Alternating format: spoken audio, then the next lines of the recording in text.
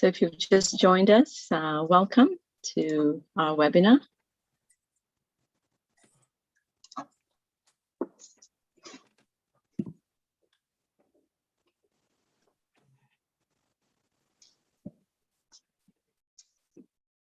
We will be starting shortly, just giving it a little bit more time for more people to join us in any of our streaming media that we have, which is social, Facebook, as well as YouTube.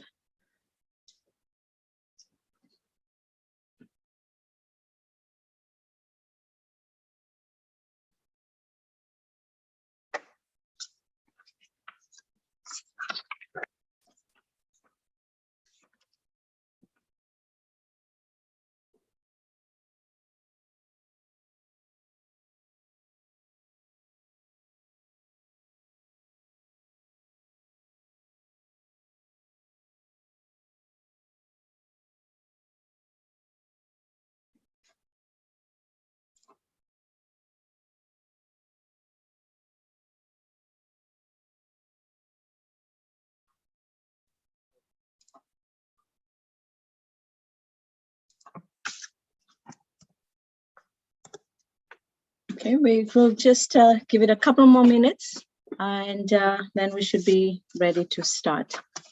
Just giving a little bit more chance for some people to log in.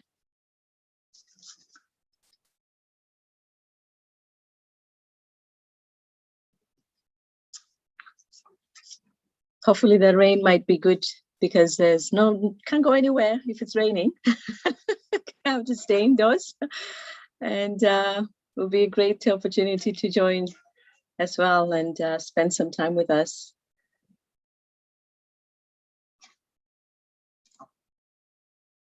So.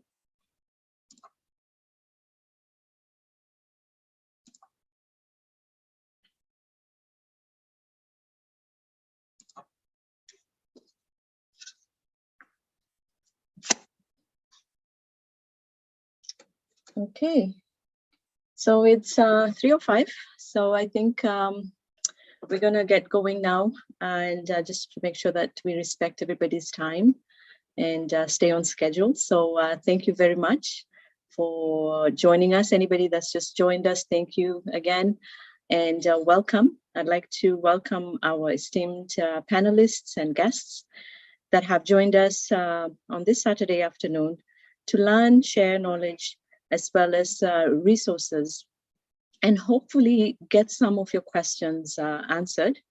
As you may know, KCA has curated a series of webinars, this being the third of the 5. And we're having really important conversations, tackling a topic that is very heavy and sensitive as well, on gender-based violence. So thank you for joining us. And as an introduction, my name is Fatma Nadir. I am your host today, and I am also the Director of Social Economic Empowerment with KCA. Also, I'd like to let you know we are live streaming on Facebook as well as YouTube. So if you're joining us on that media, please feel free to put down your questions. We are monitoring that as well, and we'll make sure that your questions are answered by our panelists and experts. If you have a question that is directly, you'd like somebody to one of the panelists directly to answer, then please make sure you have their name and the question. We will make sure that they get to answer your question. So having said that, I think we are ready to start. And I would like to welcome Sanjeet Kaur to get us started and introduce us to KCA and what we're doing, and what we have been doing and accomplishing in the last few weeks as well. Sanjeet. Thank you, Fatma. Good afternoon, everybody. Thank you for joining us today.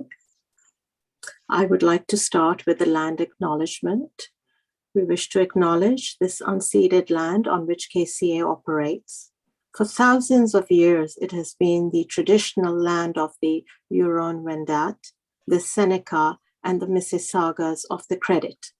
Today, this place is still the home to many Indigenous people from across Turtle Island, and we are grateful to have the opportunity to work on this land. Thank you. I'd now like to take the opportunity to introduce KCA.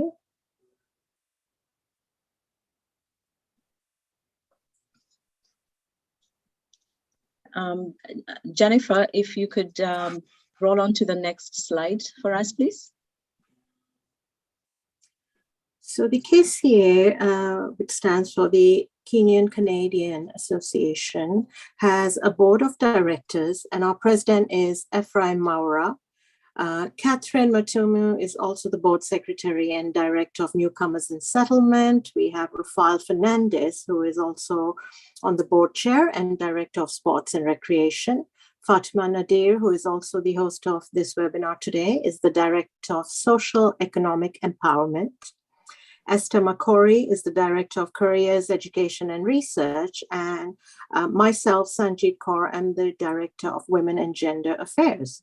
We have Farhan Kaver, who's the Director of Communications for GTA West, and then Terry Otlieb, who's the Director of Seniors Outreach.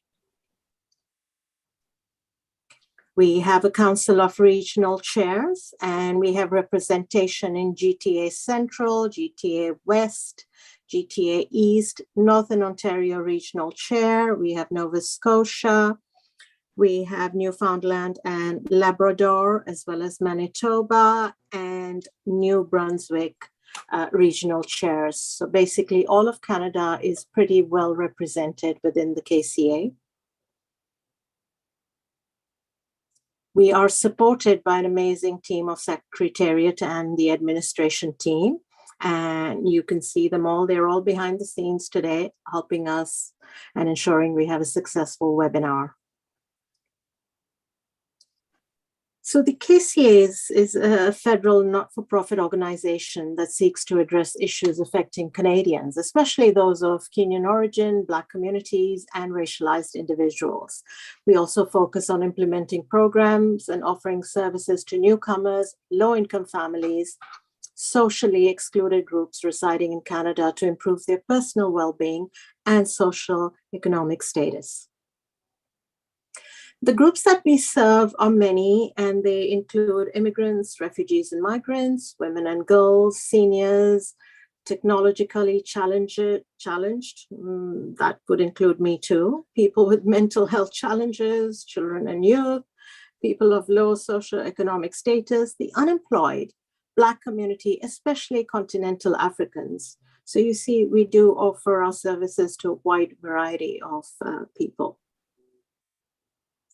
Our programs, which are operated by the various directors that I introduced you to in some of the previous slides, are Women and Gender Affairs, Newcomer and Settlement, Social Economic Empowerment, Sports and Recreation, Health and Wellness, Children and Youth, Careers, Education and Research, and Seniors Outreach, a very important program.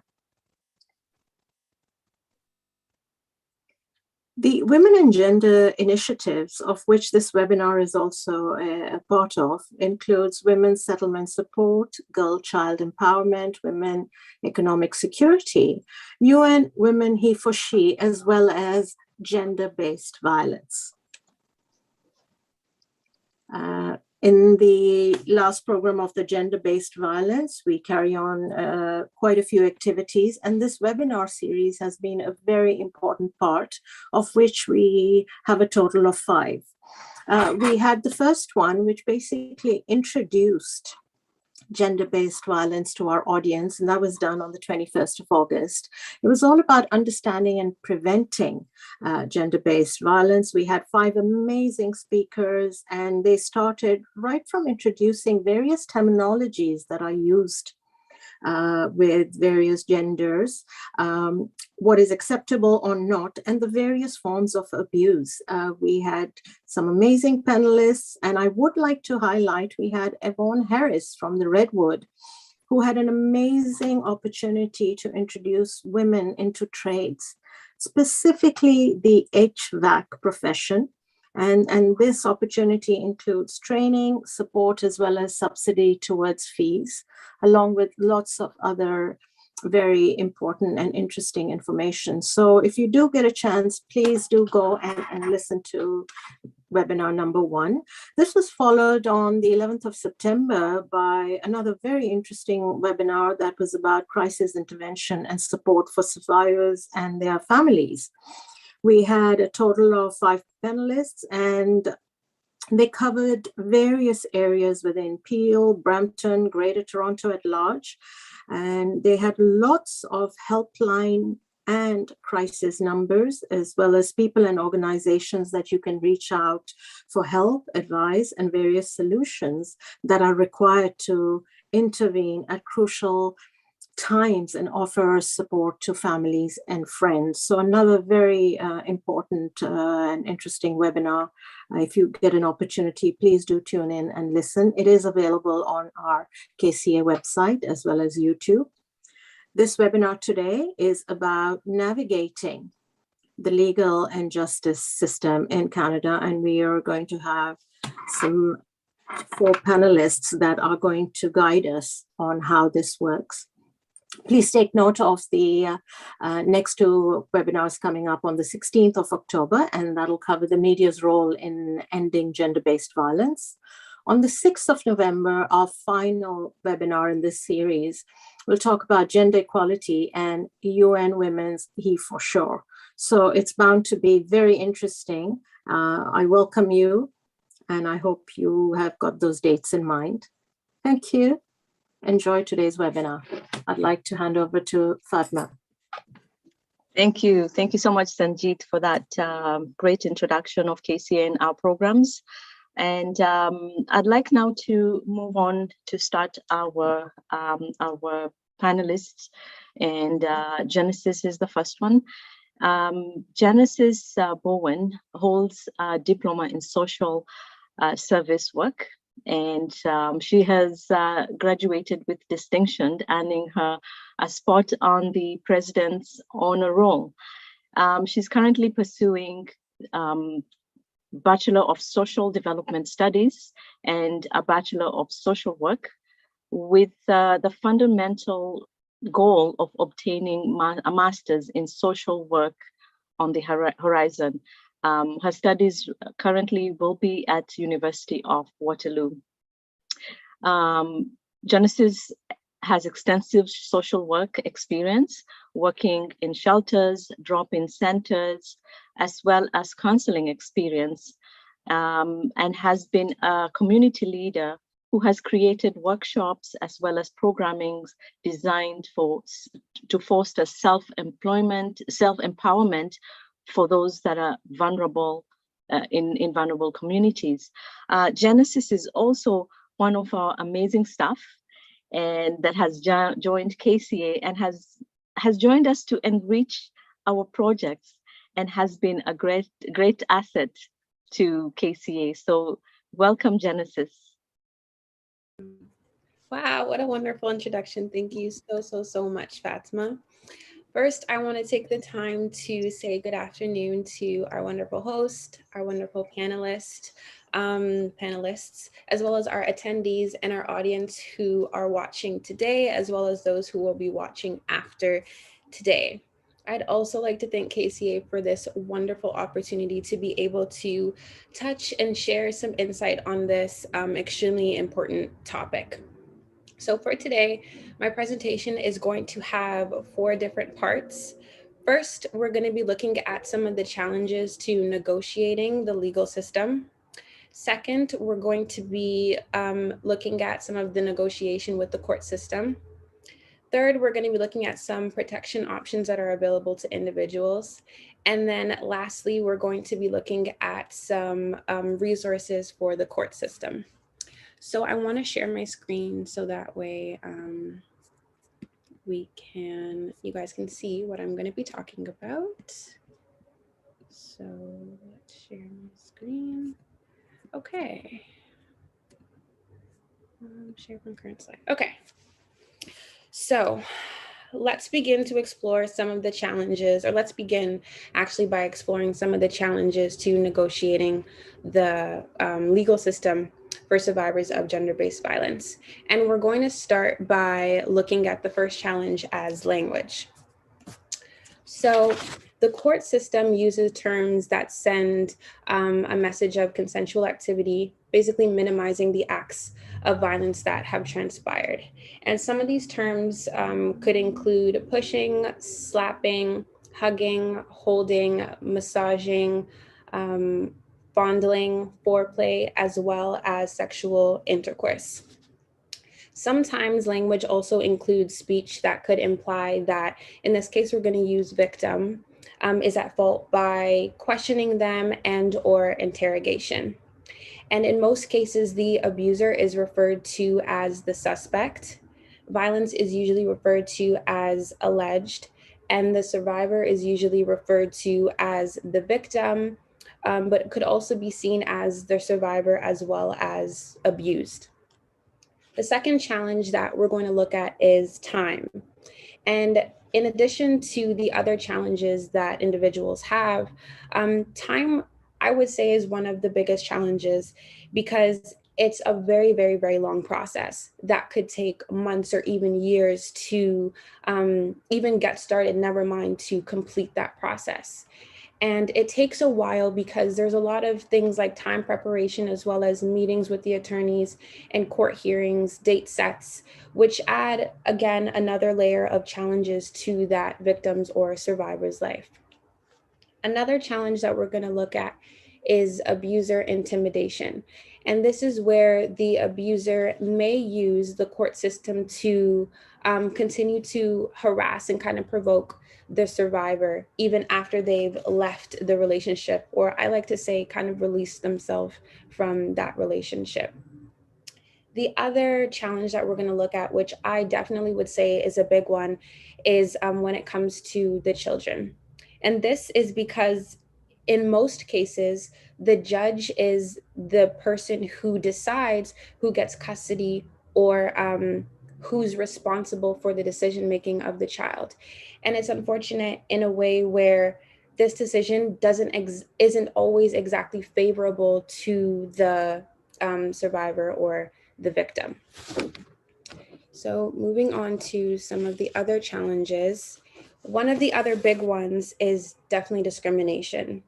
And this is a really, really big challenge because it sends a wrong and negative message to individuals who are seeking to engage in the legal system. And instead of kind of steering them in the direction towards using the legal system, it kind of steers them away from it, which is something that is unfortunate because you want people to be able to access services and feel like they're welcomed rather than being unwelcomed.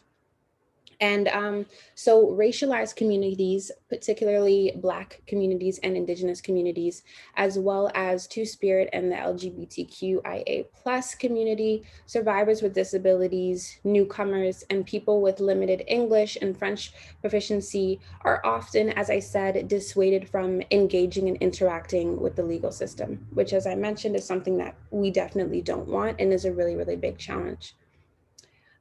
Another challenge would be victim blaming.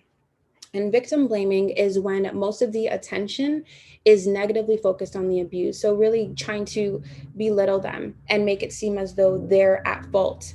And this could look like asking if the story of the situation is even truthful, as well as just saying the simple statement, there's two sides to every story, implying that the individual is not being truthful with what they're saying, or they're lying or making things up, as well as looking at the background of the perpetrator versus the background of the victim.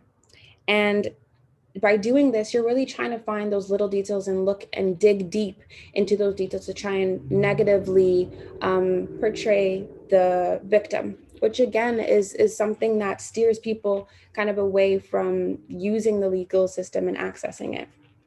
Another challenge that we're going to be looking at is called secondary victimization, which is when there's like a course of derogatory questions about the survivors or victims' sexual history. Again, kind of doing a similar thing as victim blaming by trying to belittle them and find anything that is going to make the victim not look like the victim in the case.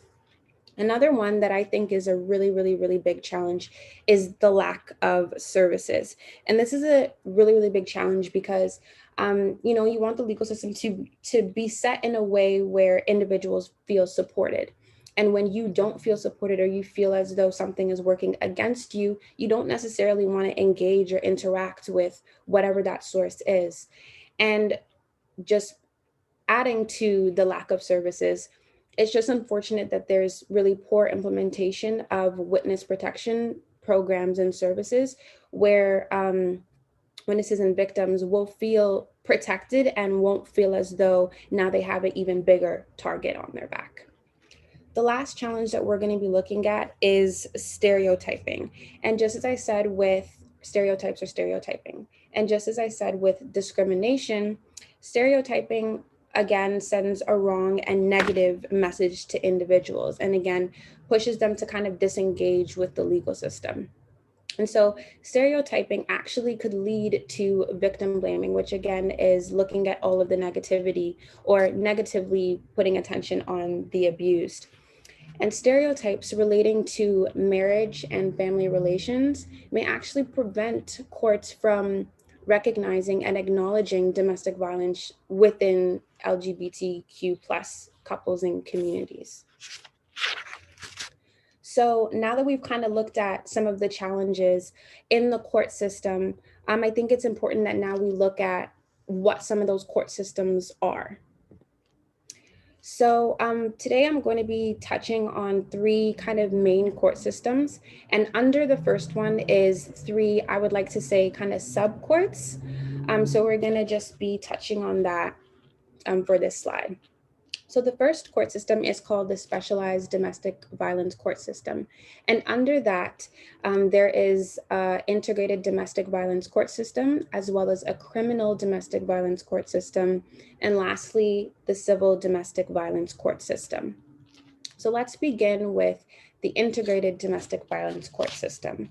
And so this system is when there is one judge that deals with the entire domestic violence court case, kind of pertaining or surrounding one family.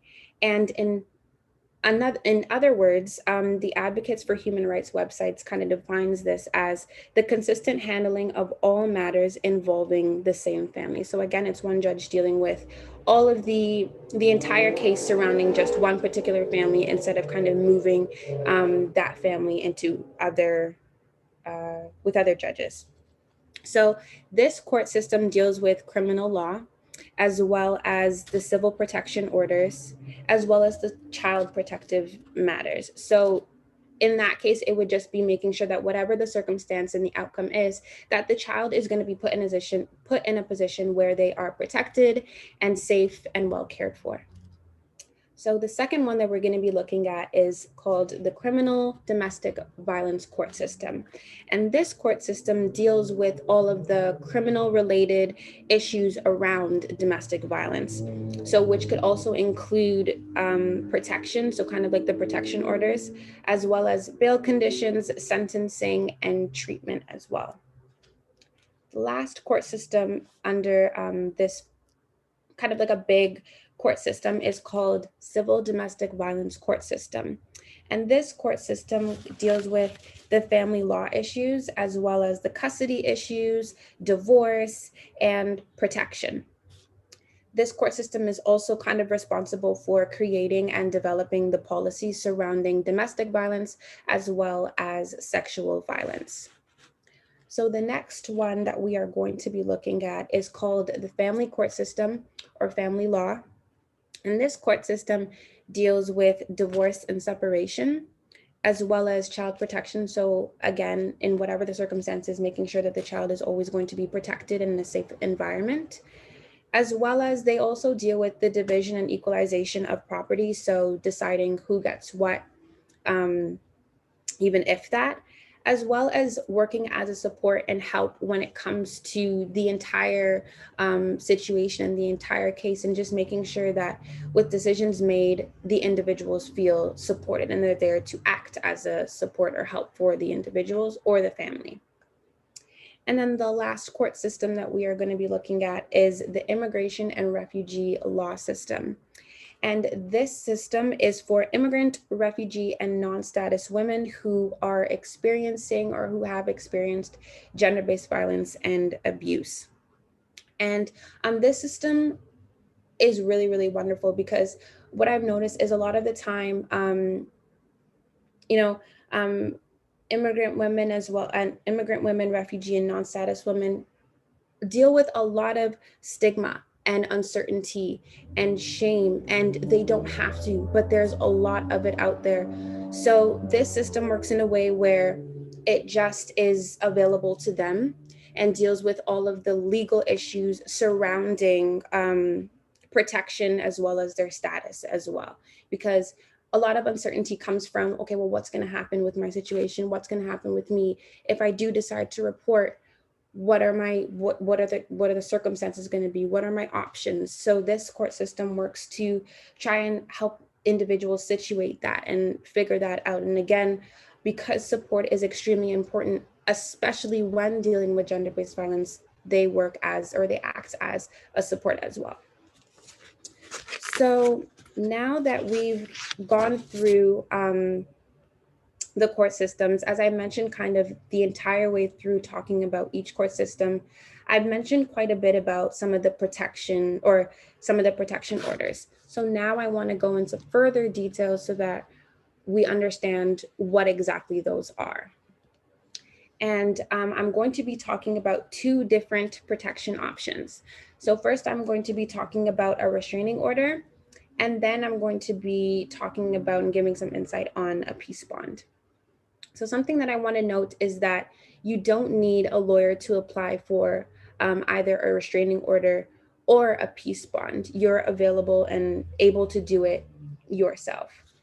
So first, we're going to start with a restraining order. And I want to even define exactly what it is. So a restraining order is really a protection order that protects you from the abuser or your abuser. And this kind of works to give you some sort of security and protection so that you don't necessarily feel like you're alone.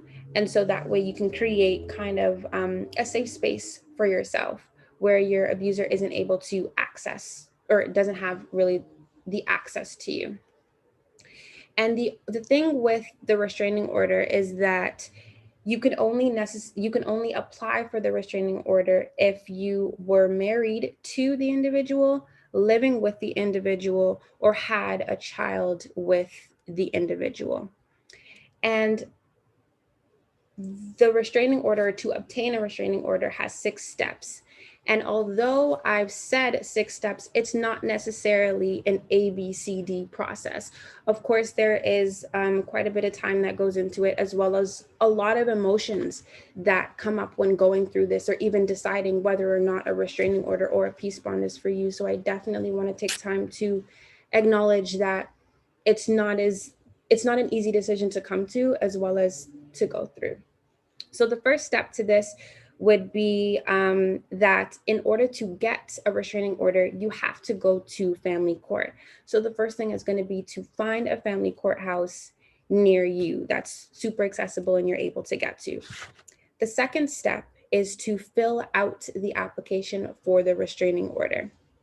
And with filling that out, there are two other documents that need to be filled out as well. And so the first one is called a continuing record, which is really a file with all of the documents that both parties are going to be looking at court. And then the other document is called the Canadian Police Information Center Restraining Order Information, which is a document that gets sent to the police once the restraining order is actually made. And as I mentioned in the beginning, deciding whether you want to get a restraining order or a peace bond, of course, is a very stressful and emotional kind of road to go down.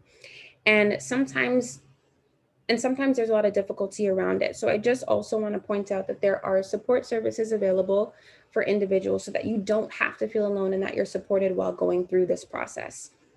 There is also something called the Family Law Guided Pathways, which is an online support service that is going to assist individuals with filling out all of these documents. So if you need those supports, those are available as well. So step 3 would be to serve the documents to the other party, so the other individual that you're getting the restraining order against. And in this case, someone else, so you're going to have someone else deliver those, deliver or serve the documents and paperwork to the other party.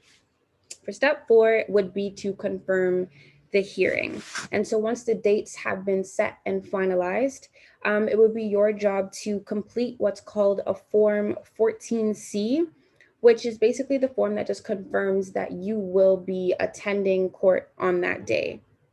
And I just want to note that there is some time to complete this, but you want to make sure that you are completing this form at least 2 days before the hearing, just so that everything goes as planned and scheduled. So step 5 would be to go to court, and this would be the time to explain the situation, explain the case, and explain yourself, and really explain the necessity for getting this restraining order. Step 6 would be when the restraining order is made. And as I mentioned in the beginning, you have to go to family court to obtain this restraining order. So family court would be who is preparing the restraining order. And this is something that you definitely want to keep handy. And you can also give to the individuals that are going to need it. So for example, if you do have kids, you can give a copy to your child's school or any programs that they're involved in, or the daycare, just to make sure that they are aware of the circumstance and kind of what's going on and what the situation is. And again, to protect yourself and your children as well. So those are the 6 steps to how you really obtain the restraining order. So now we're going to move on to the peace bond. And a peace bond is an order from criminal court. So criminal court would be where you have to go to obtain the peace order. And so it's an order from criminal court between 2 parties to keep the peace between each other. So both parties, a part of this peace bond, must follow the conditions and regulations that go along with it. And the good thing about this is that you can apply for a peace bond against anybody. It does not have to be somebody you were married to, living with, in a relationship with, or had children with. This could be towards anybody. And again, as I said, you have to go to criminal court to obtain this peace bond. And as I've said, this is not something that just goes today and tomorrow and it's finished with. This is a very lengthy process and it does take a long time. So in the meantime, coming up with a safety plan would definitely be an option. And I'm actually going to go into that towards my next few slides. So as I've talked about, creating a safety plan and having resources and making sure that supports are available and that you have access to supports, now we're going to take a look at some of the court system resources that are available to individuals going through and experiencing this kind of trauma. So first, we're going to look at what's called the Law Society Referral Service. And so this service can provide you with the name of a lawyer who practices family court and will be able to provide a free initial consultation of up to 30 minutes, kind of just guiding you and showing you kind of what your options are and what's accessible to you. The second resource that we're going to look at is called Legal Aid Ontario. And so you could see the number here. So definitely you could take note of this and jot this down. So if you aren't able to access a lawyer or afford a lawyer, you can contact Legal Aid Ontario to see if you are eligible to receive legal aid, which will help you towards the lawyer fees and everything. And so legal aid, if you're unsure about exactly what it is, it's the assistance for individuals who aren't able to afford legal representation. So if you've experienced family violence, gender-based violence, and you need legal help right away, then you may be able to get up to 2 hours of free advice from Legal Aid Ontario. Again, looking at what some of your options are, and kind of being able to walk you through what the process may look like. And so the last resource on this slide is called Family Court Support Worker. And this, I think, is great because they work as a extra support to walk people through and guide people and support people when they are experiencing these kinds of traumas and going through the court system. So if you're a victim of domestic violence, then you do have access to a family court support worker who will be able to support you through the court process and the emotions and the trauma that you're going through. So moving on to my last and final slide, I'm kind of going to go into a little bit more detail about some of the family court support worker services and then another support as well. So I do have the numbers and emails for these support services. And although it's not on the screen, I am going to put it in the chat. So if you do want to jot these down and have this down, you're definitely going to be welcome to. And I'm going to add that in there once my presentation is complete. So the first one we're going to be looking at on the slide is called Indus Community Services, and more specifically looking at the Family Court Support Service. And so this service supports women and helps women navigate the family court system. And so some of these supports could be documentation support, as well as accompanying the individual to court. Also helping with some of the applications that individuals may have to complete, as well as supporting with legal aid documents if you are seeking legal aid, and kind of helping to walk through the system and get a better understanding of what the process could look like for you. And again, I'm going to put all of the contact information in the chat. And so the last resource that we're going to be looking at is kind of similar to Indus Community Service. It's called Luke Place. And again, they support women that are going through and kind of experiencing the court system around gender-based violence and abuse. And so the supports could look like support within the court system. So again, understanding and navigating through it, as well as giving legal advice around some of what the procedure does or what the procedures are. And not only do they provide this service in person, but they also provide it virtually, which definitely adds more accessibility for individuals who aren't able to physically go to the location, as they are based in Durham.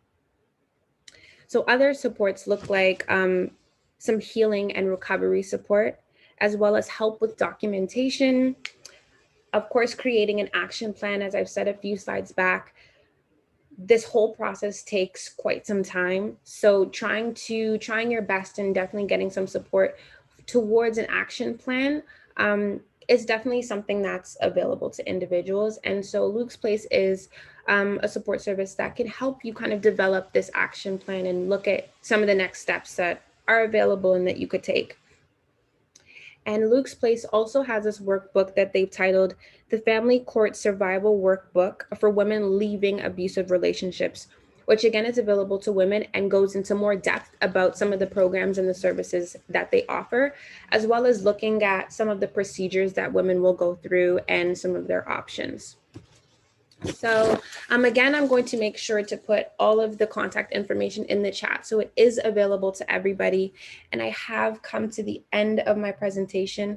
So before I give it back to our wonderful host, I want to thank KCA for giving me the wonderful opportunity to share some insight on this serious and heavy topic. As well as I want to thank everyone for attending this webinar and listening to some of the things that I have to say. I also want to take the opportunity to invite everybody to watch our past webinars, as they were extremely wonderful, and invite everybody to make sure to tune in to our upcoming webinars on October 16th and November 6th. So thank you, and I'm going to pass it back to Fatima. Thank you so much, Genesis. Wow, that was loaded with really great information, and thank you. As well, I'd like to let everybody know that the contact information and any details will be posted on our KCA website, so that you can have that information there. If you missed it, it's going to be available on the KCA website. And Genesis, it's great that you've mentioned for people to go back and look at the previous webinars as well, because that's exactly what I wanted to add. Just listening to everything that you've shared with us, it does feel like it's a lot of information to go through. It's a process to go through, and I can just imagine how overwhelming it could be for somebody who is actually going through the hardships and the stress, and worried about their safety and maybe their child's safety at the same time, and having to navigate their way through this. So it's great that you've shared the resources that are available to walk them through the court system. But I also want to remind everybody to go back and look at our webinar number 2, which we were talking about intervention and crisis support as well, for victims as well as families. Because if this process takes a long time, you're absolutely right. Safety, there has to be a safety plan in place. How do you know what to do, how to stay safe? So go back to webinar number 2 and listen to the panelists there. They shared a lot of information and resources as well. With that information and coupled with what we have here today, I think it's great that these webinars are actually building on top of each other as we go through them. So thank you so much, Genesis. Also, for those that have just joined us while Genesis was going through her presentation, I'd like to remind you that this is being live streamed on YouTube and Facebook. And if you have any questions, please feel free to jot them down there, because they will be shared with our panelists as well. And you will get your questions answered. So I think we're now ready to move on to our next panelist. And I'd like to welcome Alison Kilgore. And Alison, thank you so much for being here. We're looking forward to hearing all the great information that you will share with us. Just a quick introduction for Alison.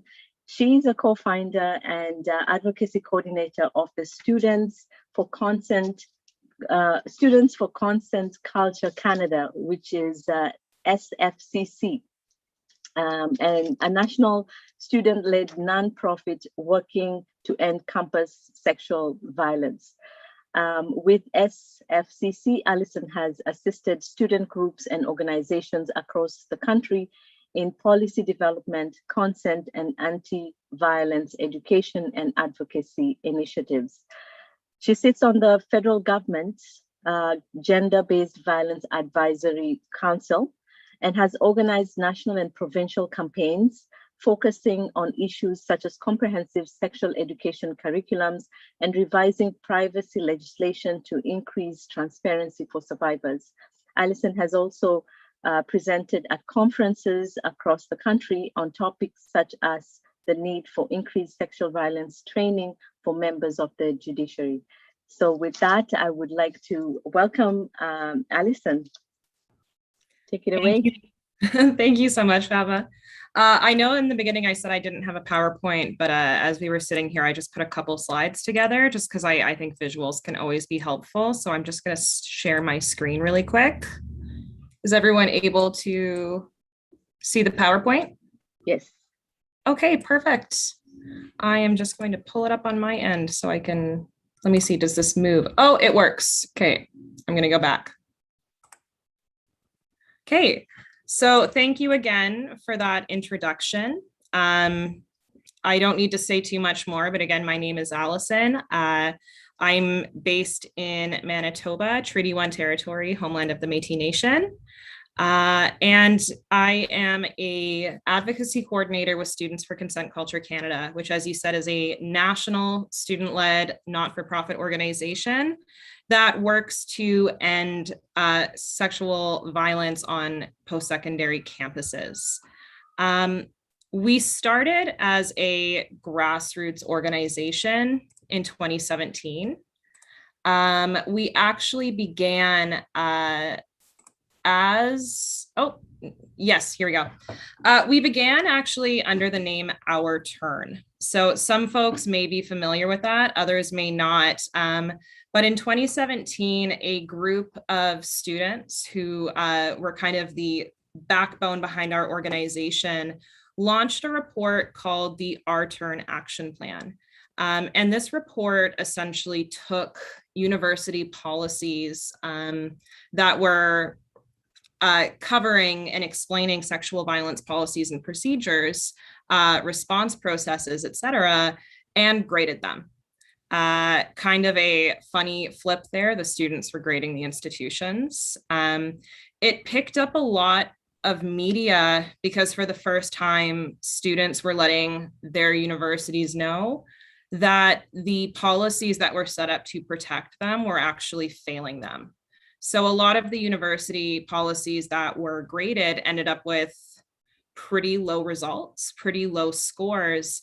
And in a unique twist, we launched this report almost simultaneously with the Me Too movement. So as this culture shift happened and folks are suddenly feeling empowered to come forward and speak about their experiences, it also helped us gain a lot of traction and really draw attention to the fact that these issues are so horribly prevalent on college campuses. So a lot of our work is campus-based, aimed at assisting student activists and survivors to create safer campuses, but we've also expanded our work quite a lot over the years. So now we operate in advising governments of different levels on policy development, prevention strategies, and more. We sit on a lot of national committees, and we've really become a leading voice for student survivors.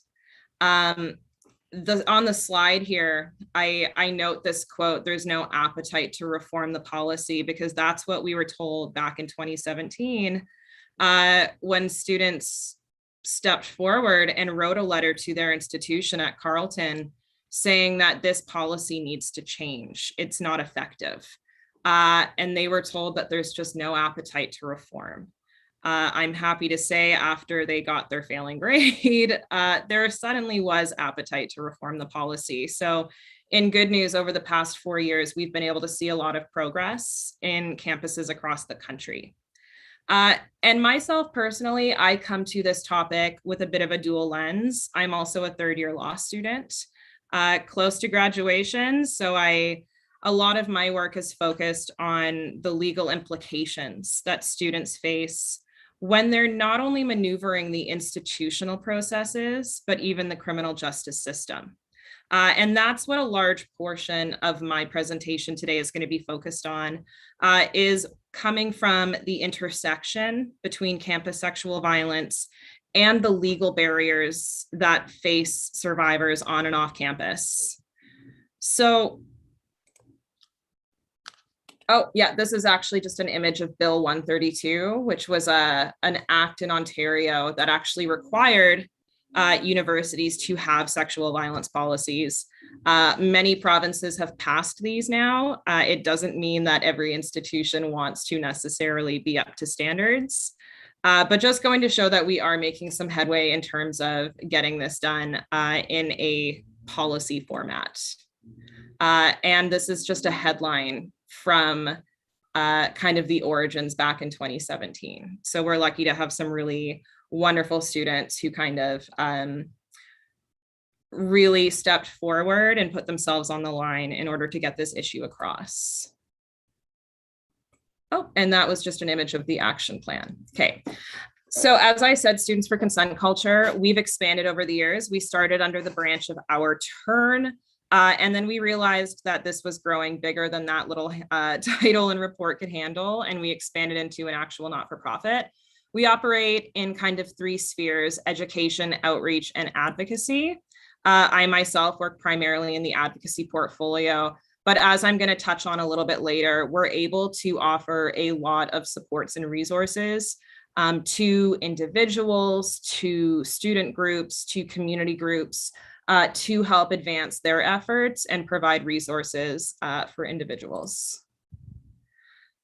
Now, when we were writing the Our Turn Action Plan, our team of authors traveled across the country speaking to activists, student leaders, and survivors about the issues that they were facing on their campuses. So some of the statistics included in our report, and this page here is actually just an excerpt from the action plan, really demonstrated how prevalent violence is on campuses and how certain demographics are more at risk than others. So you can see a few different statistics on this slide here. 1 in every 5 women will experience sexual violence while studying at a post-secondary institution. 80% of female survivors of sexual violence were assaulted by someone they knew. And 2 out of 3 instances of sexual violence occur during the first 8 weeks of school, which is generally known as the red zone. It happens to coincide with HeForShe events and kind of those was that an echo? Sorry. Those back to school events. On a larger scale, we also know that women of color and immigrant populations are at an even higher risk of experiencing violence or specifically on campus settings or off, frankly. Women of color generally have their experience taken less seriously when they report to the police or to other levels of the criminal justice system. And immigrant women are often more vulnerable to gender-based violence and intimate partner violence due to issues such as economic dependence, language barriers, and a lack of knowledge of the resources that are in the community. So in doing our work, we've realized that there are so many different demographics who are at risk on campuses, but international students are a huge risk-based population, frankly, because there's a lack of translation, there's a lack of culturally relevant materials, and there's a lot of misperceptions that can impact whether or not students report. So for example, international students are often facing a lack of family support, being halfway across the country. They're unfamiliar with the legal rights, the policies, and the resources that are not only on campus, but in this country. There's language barriers. There's differing definitions of consent and sexual assault. The terminology doesn't always translate perfectly. And when everything is written in English, it often can't really be translated perfectly. Cultural barriers, and a large one too that we've realized is a fear of deportation or student permit restrictions should students come forward and speak about their experiences. So we've identified several barriers that are facing students when they want to report, whether on campus or off.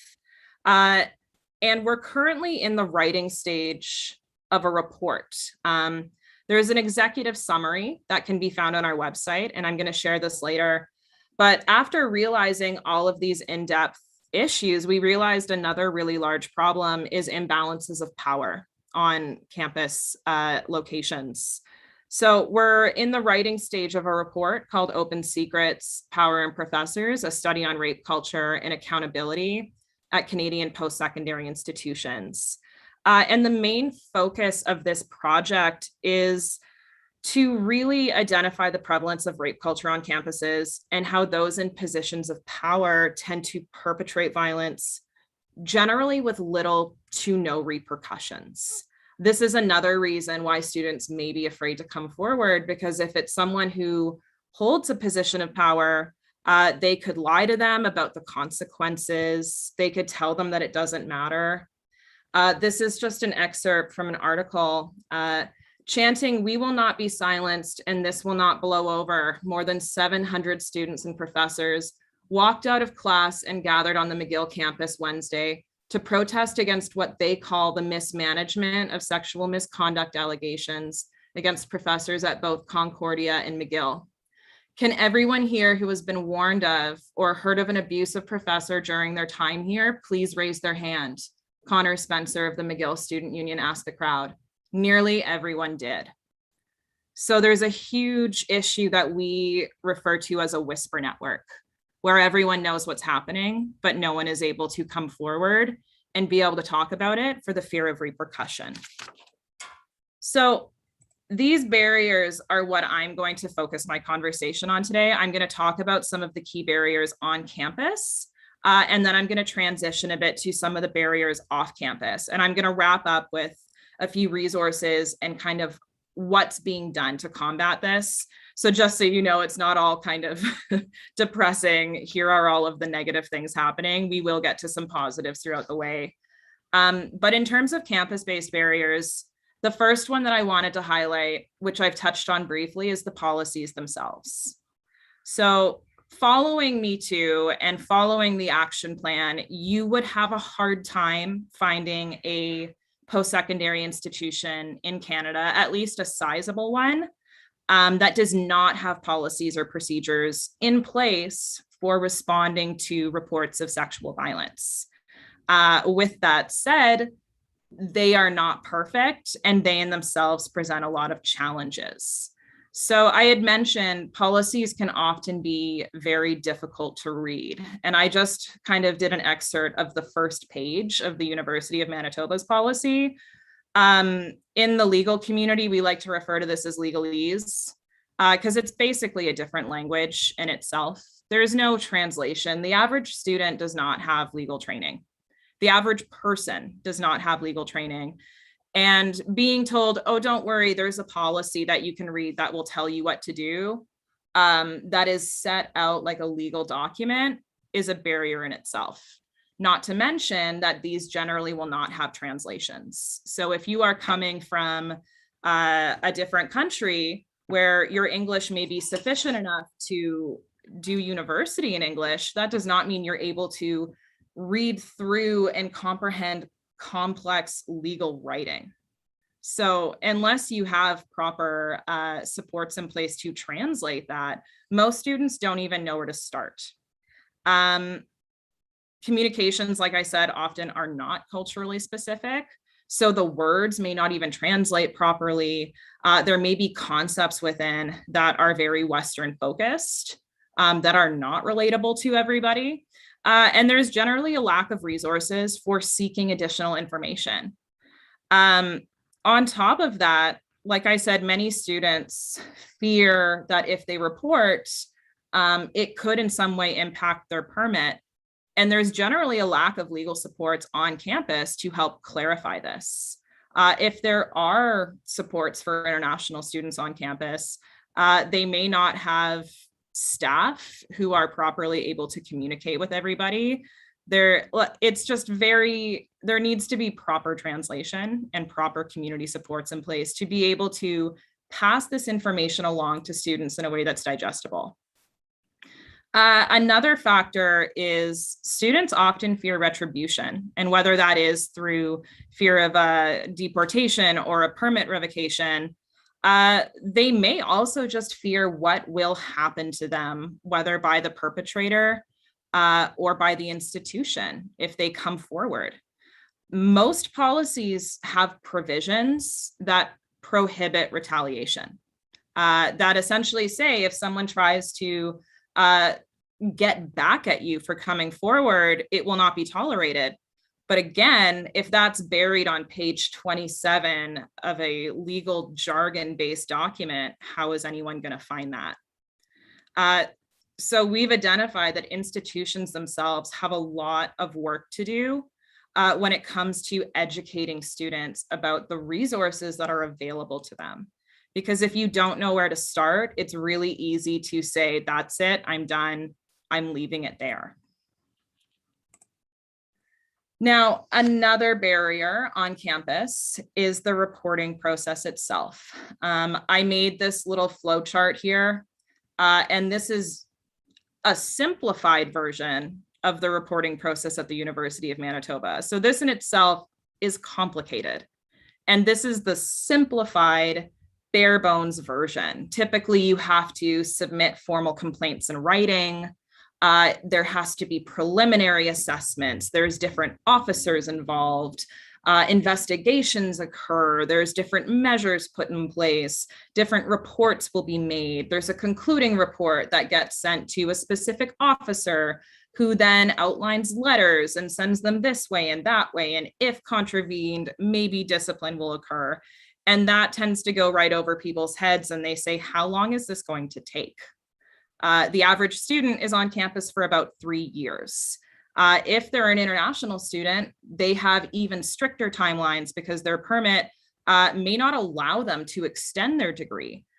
These investigations can take a third, if not more, of a student's degree just to get through the process. Now, it may not be as lengthy as a criminal proceeding, but they take a long time. And most students often have to go through a pretty re-traumatizing process, just like the criminal justice system, where they have to recount their story. They have to explain what happened to them. And it's generally to a lawyer or an investigator who's been hired by the university, who may not fully understand the extent of what's happening.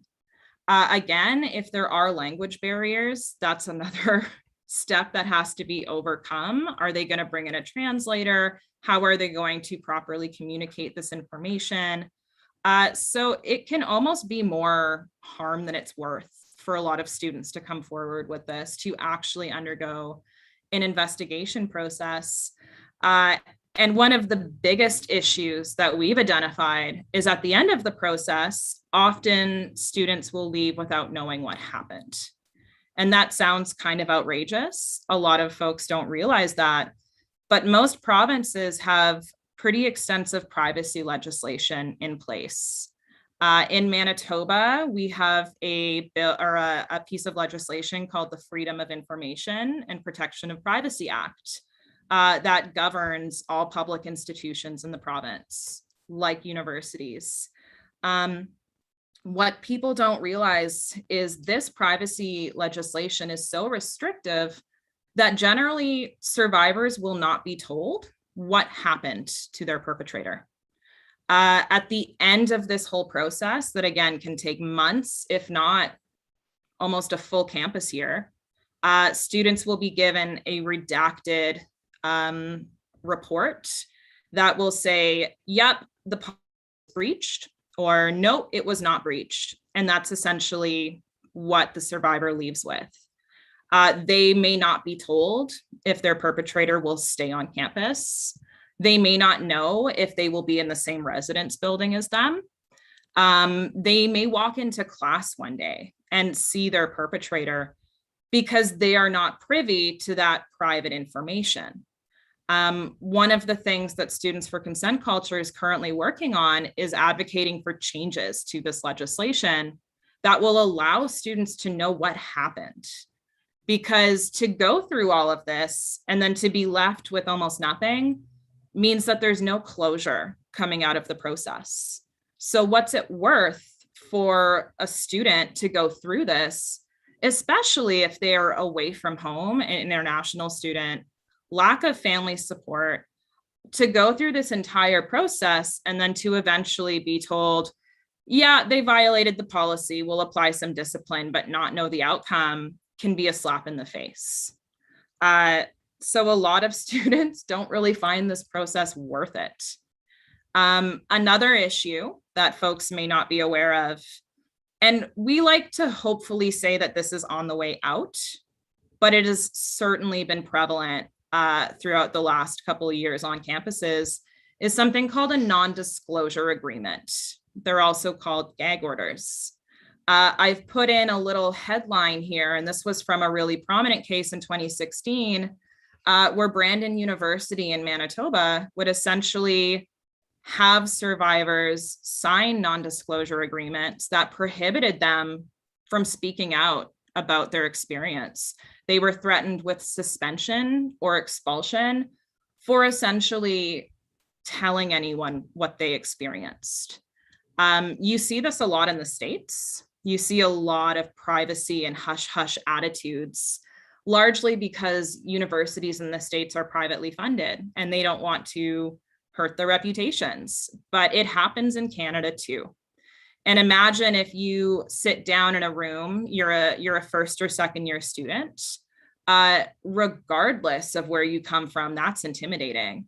But if you don't even have legal knowledge, if you're maybe not 100% proficient in English, maybe you're here on a student permit and a university official tells you that you have to sign this document or you could be expelled, you're going to sign the document. And who's there to support you to explain what it means? Now, there was a survivor who did come forward about this gag order in Brandon University, and it made headlines, as you can see, and it has now been removed. And in Students for Consent Culture's recommendations for campus policies, this is a #1 no-no. Do not have a gag order. You cannot silence survivors, but it's something that universities still have. And it's something that people need to be aware of. You don't have to sign anything like this.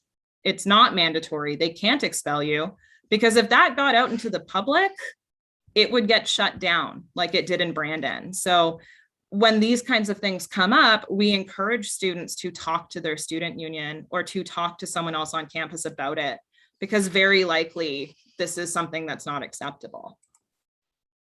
Now, when we look at off-campus barriers, because frankly, students aren't limited to university processes.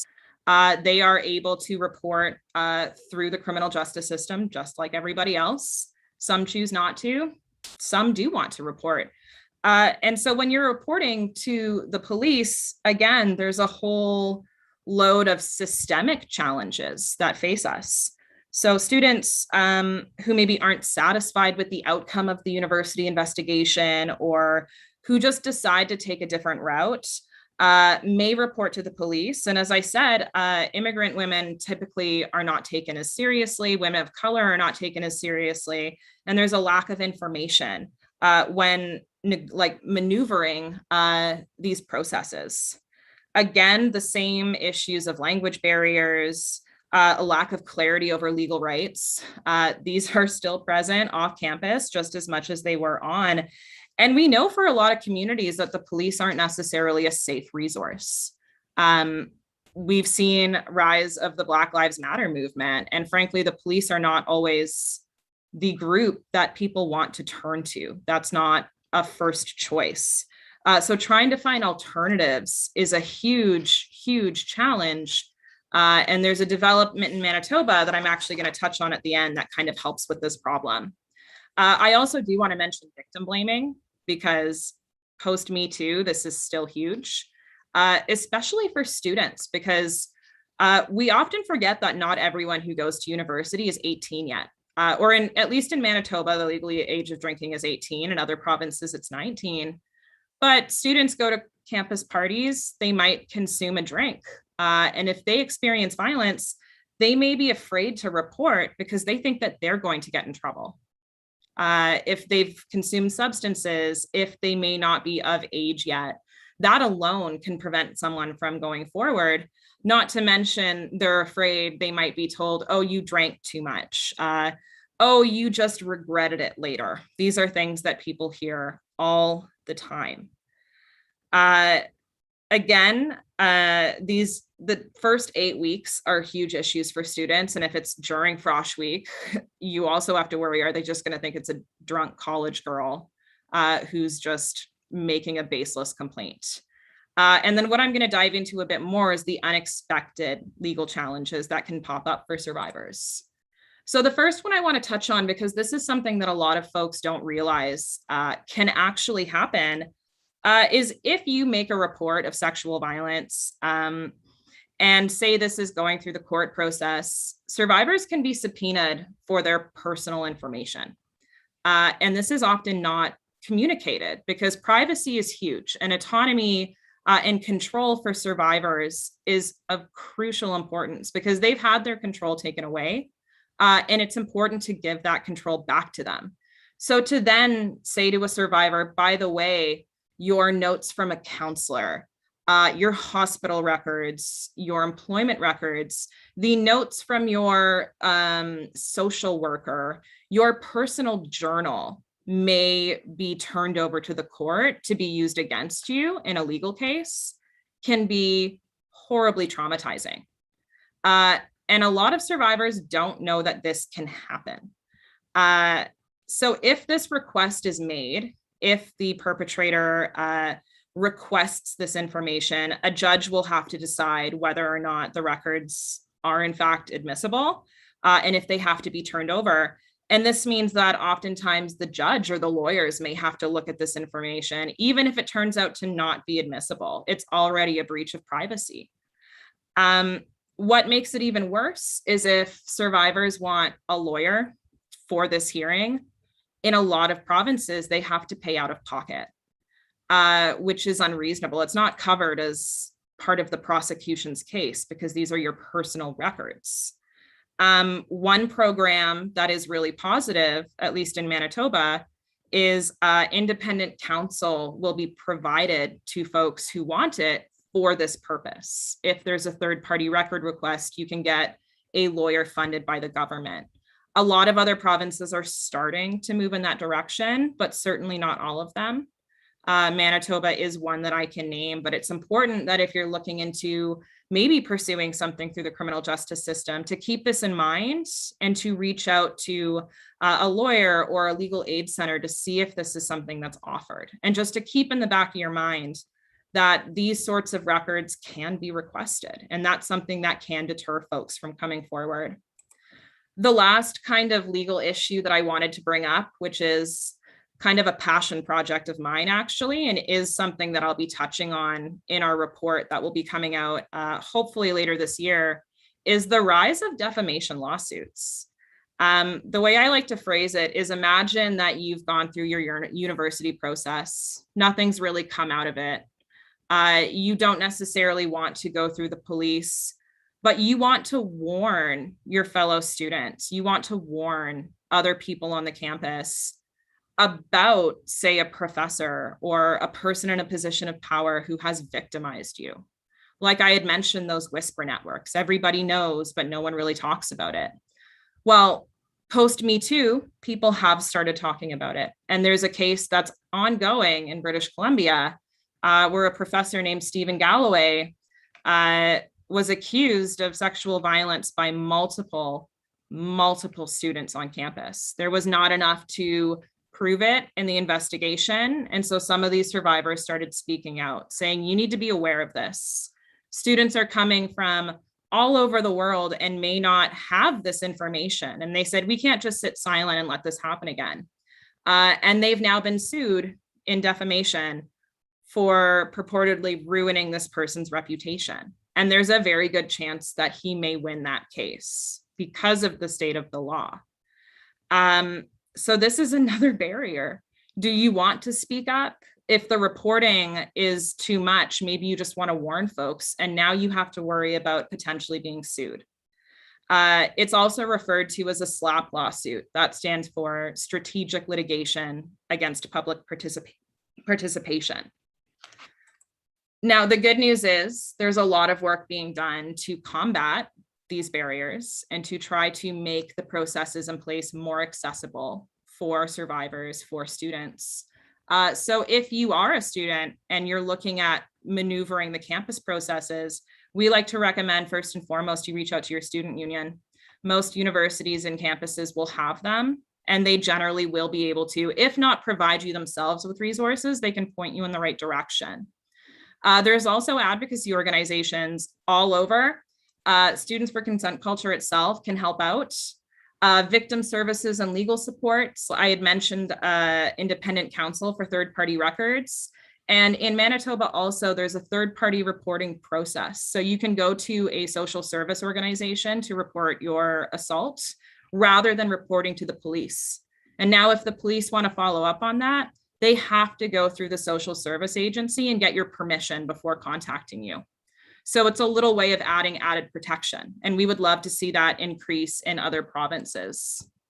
The last thing I have to say before I wrap up is that change is coming, and we're working on it. The top left photo is from a few weeks ago at Western University, where 10,000 students marched out to protest sexual assaults that happened on their campus. The bottom image is discussing anti-SLAPP laws.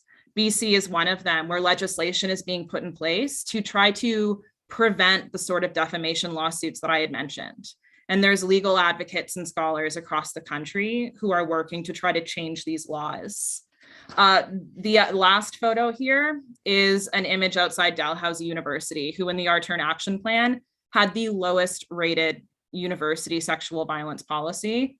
After a lot of conversations with us and the students at Dalhousie, they then got an A+ grade on their policy. It's now one of the best in the country. With that, I will wrap up. I apologize. I think I went a couple minutes over, but here's all our contact information. And I'm also going to paste that in the chat just because I'm not going to leave this screen up. So thank you very much for your time. Thank you. Thank you so much, Alison. Wow, that is loaded. It's almost scary hearing about what you're sharing, and that victims can actually have nowhere to go. It feels like they're stuck. There's so many, there's so much like blockages for them to seek help. So I have a question for you. What are the processes? And I know we are kind of a little bit over. We're going to be quick so that we can get onto Kavita. But my question is there anything that is being done so that the campus, the organization, student organizations are being proactive rather than reactive, especially with newcomers coming in? There's so many different aspects, language, and you know, as you're saying, the policies are hard to understand. You're not in that mental state to read that stuff and actually do something. So instead of waiting until something has happened, is there something that's being done as an orientation to students when they come in? I'm glad you asked that. I actually should have touched on it. What we have set out as a recommendation is for students to host workshops for back to school. So for example, I'm located in Manitoba. Now at the University of Manitoba, if you're a student club, regardless of what kind of club, the majority of your members have to attend a consent-based workshop, which will teach you about the rights, which will teach you how to report, which will walk you through all of the processes. And on top of that, there's been a lot of conversations with the universities themselves. So I know that a lot of associations, and even say at the University of Manitoba, we have the International College of Manitoba, which brings in international students annually. And they now have orientation sessions on material like this, so that students do know that there's actually supports for them. We're encouraging translations of documents, things to be put in different languages, culturally sensitive supports. And it's growing. Not everywhere is perfect, but the supports are there. And the activists are working hard to make all of these barriers kind of easier to jump over. And we're getting there, but I think it's just ask, reach out. If no one tells you, ask about it, because the answers are there. Sometimes they're just hidden. Yeah. All right. Thank you for that. And also, I just want to point out to everyone, you bring a very important point there with regards to translation. So again, I will point everyone to our webinar number 2, where one of our panelists, Satha, did mention that she works with the Family Services of Toronto, and that a large part of what they do is translation services. And they do offer in-house for free. And if it is outsourced at a subsidized funding as well. So it's a good resource for everyone to have. So just wanted to point that out as well. So thank you again. again, if you have any questions, we will go through them at the end. We just need to catch up on our timing, make sure that we're on track on our schedule. But we will do questions. We will have a question and answer session at the end, and we'll go through your questions and any comments that you've shared with us. So I'd like to introduce our third panelist today, Kavita Baisundial. I hope I'm pronouncing your name correctly. Kavita is a consultant with Shoreline Collaborators, a queer person of the Indo-Caribbean diaspora whose work is informed by growing up as a settler and guest in Scarborough, Ontario. She's engaged in facilitation and consulting on anti-racism, gender, sexuality, and equity for well over a decade with grassroots students and social service organizations, non-profit across the GTA and nationally. So thank you so much, Kavita, for being here. Looking forward to hear what you have to share with us. Welcome. Thanks so much, Fatma. Really appreciate the invitation to be here today. So as you shared in my introduction, I am a consultant. Today I wear many hats, but I wanted to share that a lot of the work that I do is around making services, programs, and workplaces more accessible to queer and trans people, and particularly queer and trans people of color. So I've worked in frontline service roles supporting LGBTQ2S+ youth through counseling and through housing needs, and have been around the nonprofit sector for over 12 years. I'm also a cisgender person, meaning that I identify with the gender that was assigned to me at birth. So I'm not trans. And we're going to discuss more what cisgender means in a little bit.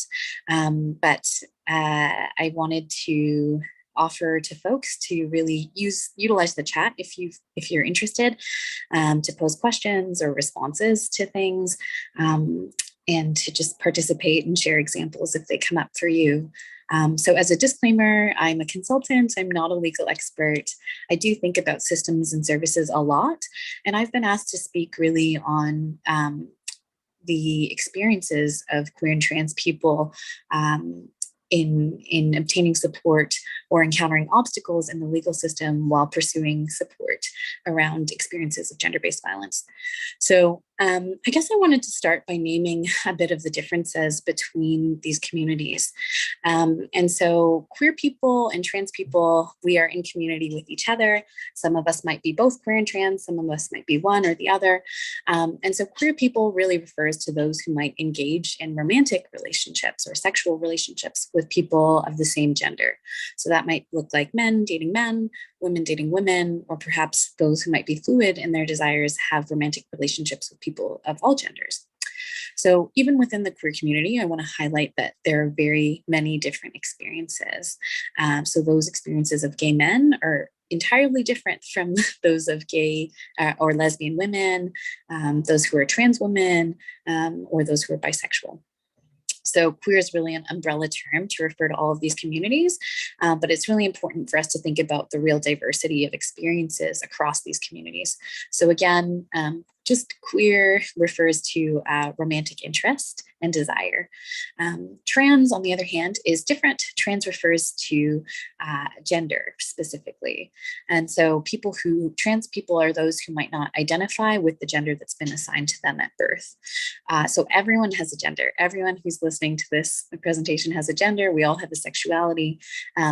Sexuality, again, is about our romantic interests and desires of other people, whereas gender is really an individual process that each of us go through.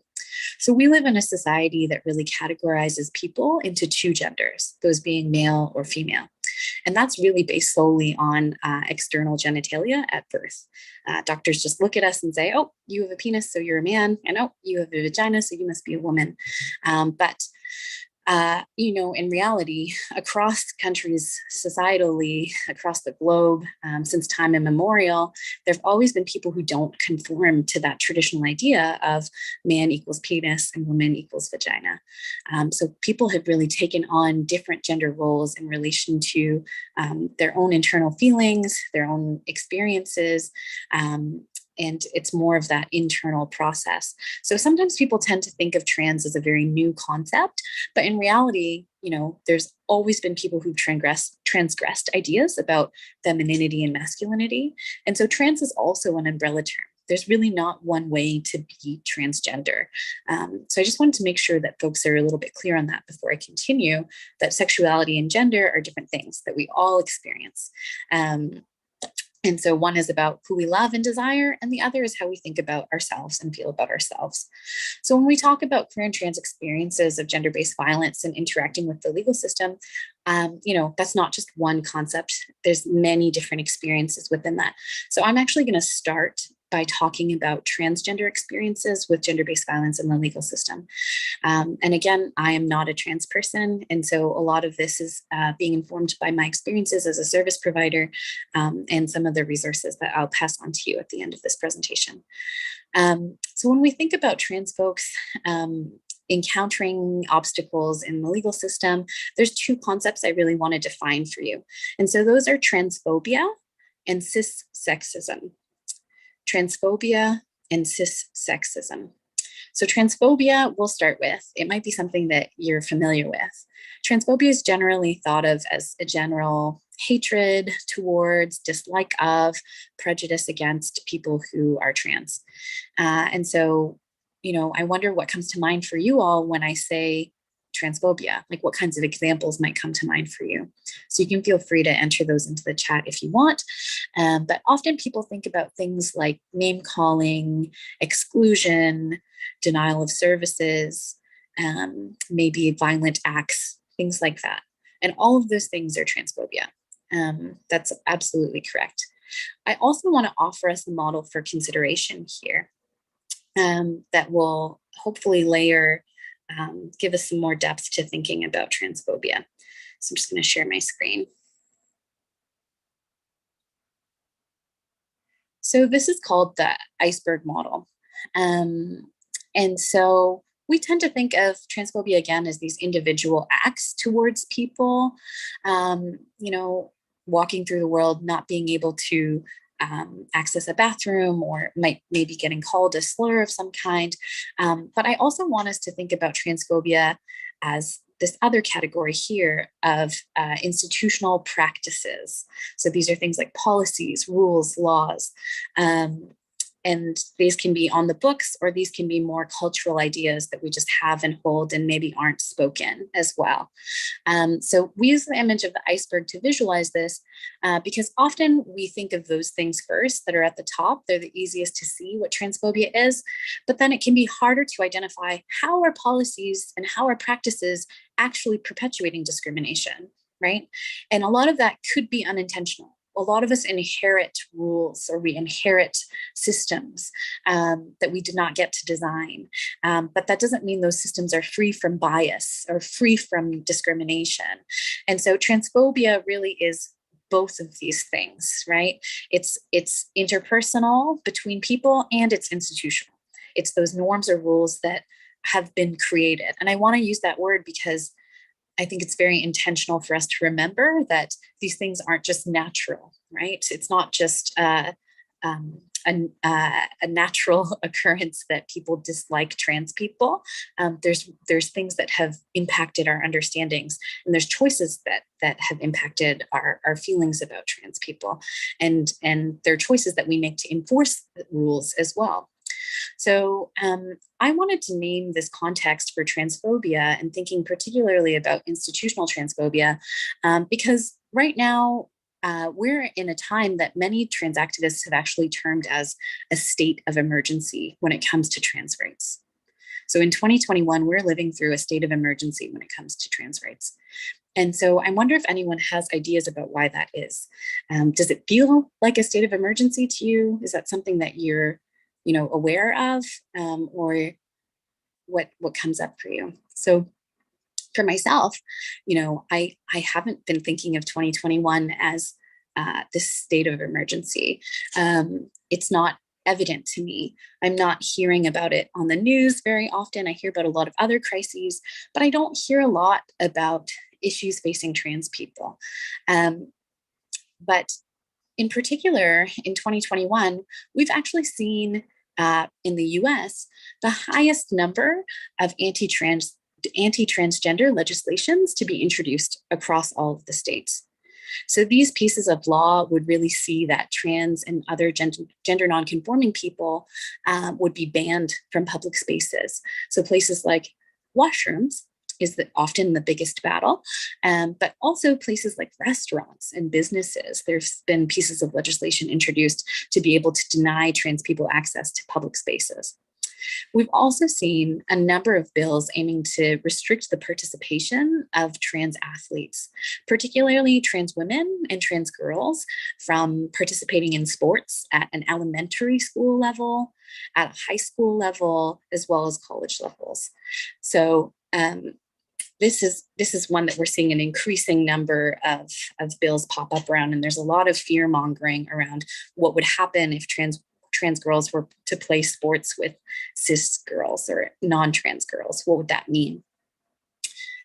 We've also seen countless bills introduced this year aiming to restrict access to healthcare for trans people. So restricting medical procedures, restricting access to therapy, access to hormones, and even to insurance coverage, trying to restrict access to being able to get money back or to sustain or finance these kinds of medical assistance. So I just want us to sit with that for a second. In 2021, we have all of these bills that are aiming to prevent trans people from essentially existing. So trying to restrict access to public space, you can't play sports with your peers, you can't get medical care to support you in living the life that you actually want to live for yourself. And so restricting access to healthcare doesn't actually end someone being trans. It doesn't prevent someone from being trans. They're still going to be trans. They're just going to be much more miserable. They're going to have a harder time seeing themselves in the way that they want to be seen or valuing themselves. So that's pretty hard. And I know that those examples that I named are talking about particular pieces of legislation that have popped up in the US. Those are legislations that have been introduced from very far right actors. Those are not being introduced by communities. There's not, people-based groups that are advocating for these things. It's often very far right groups that are pushing these things. And so those groups and those attitudes do exist here.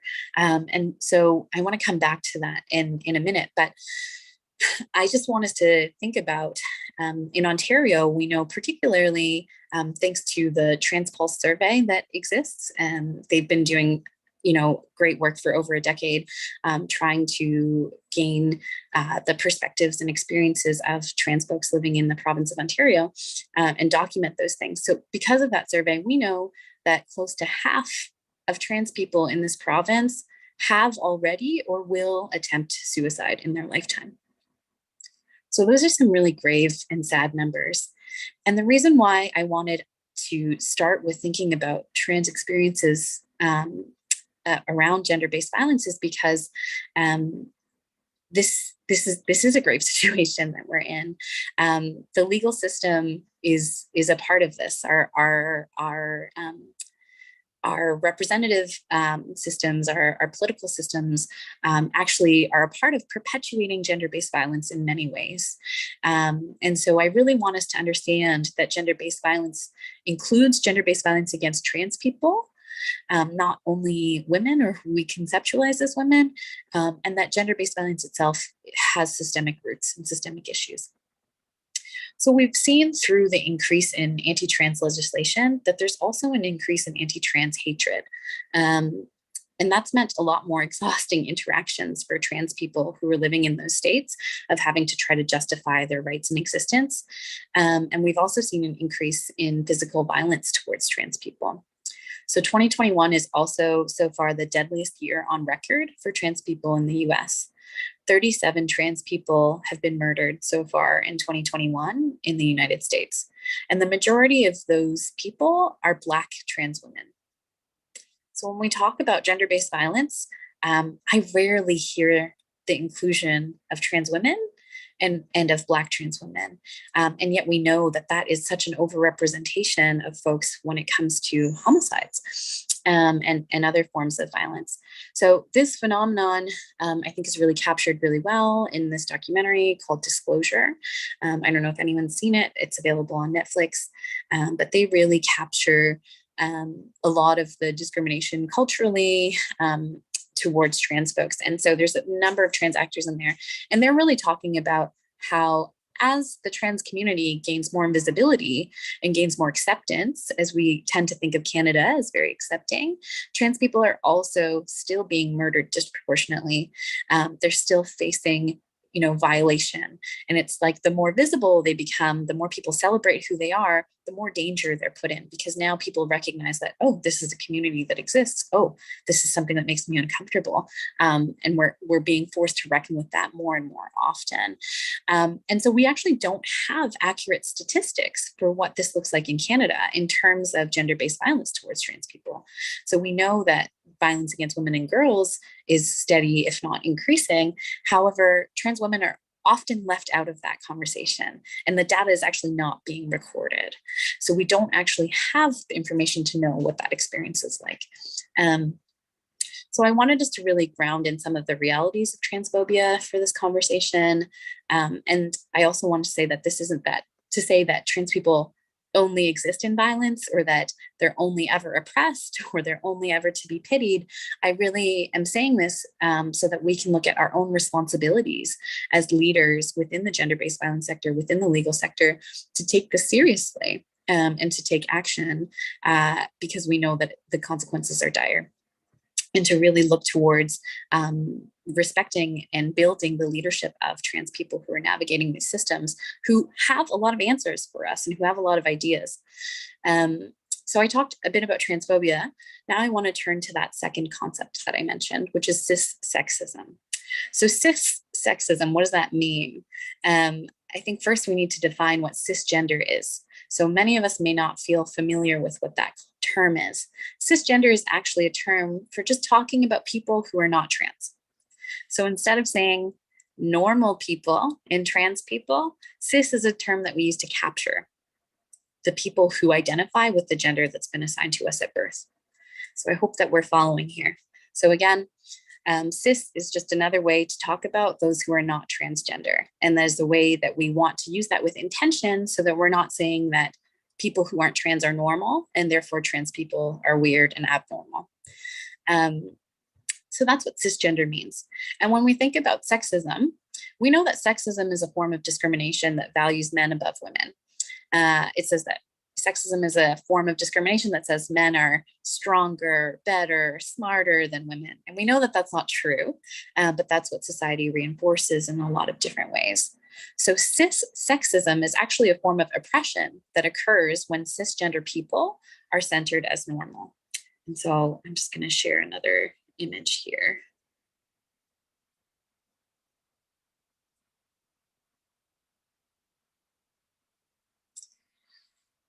So you can see the concept of planets here in this picture. There's one that's labeled woman and there's one that's labeled men. So it's pretending as if there would only be two planets. That's what cis-sexism is, right? So it's really saying that this is the only truth and that everyone else is, they either don't exist or they are a problem. They're abnormal in some way.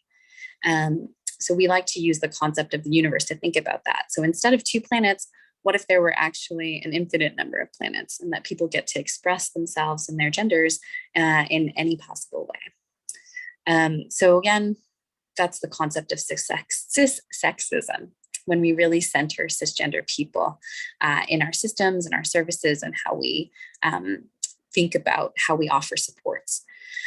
So when it comes to the legal system, the justice system, and most institutions in our society, these have been designed with the needs of cisgender people at the forefront.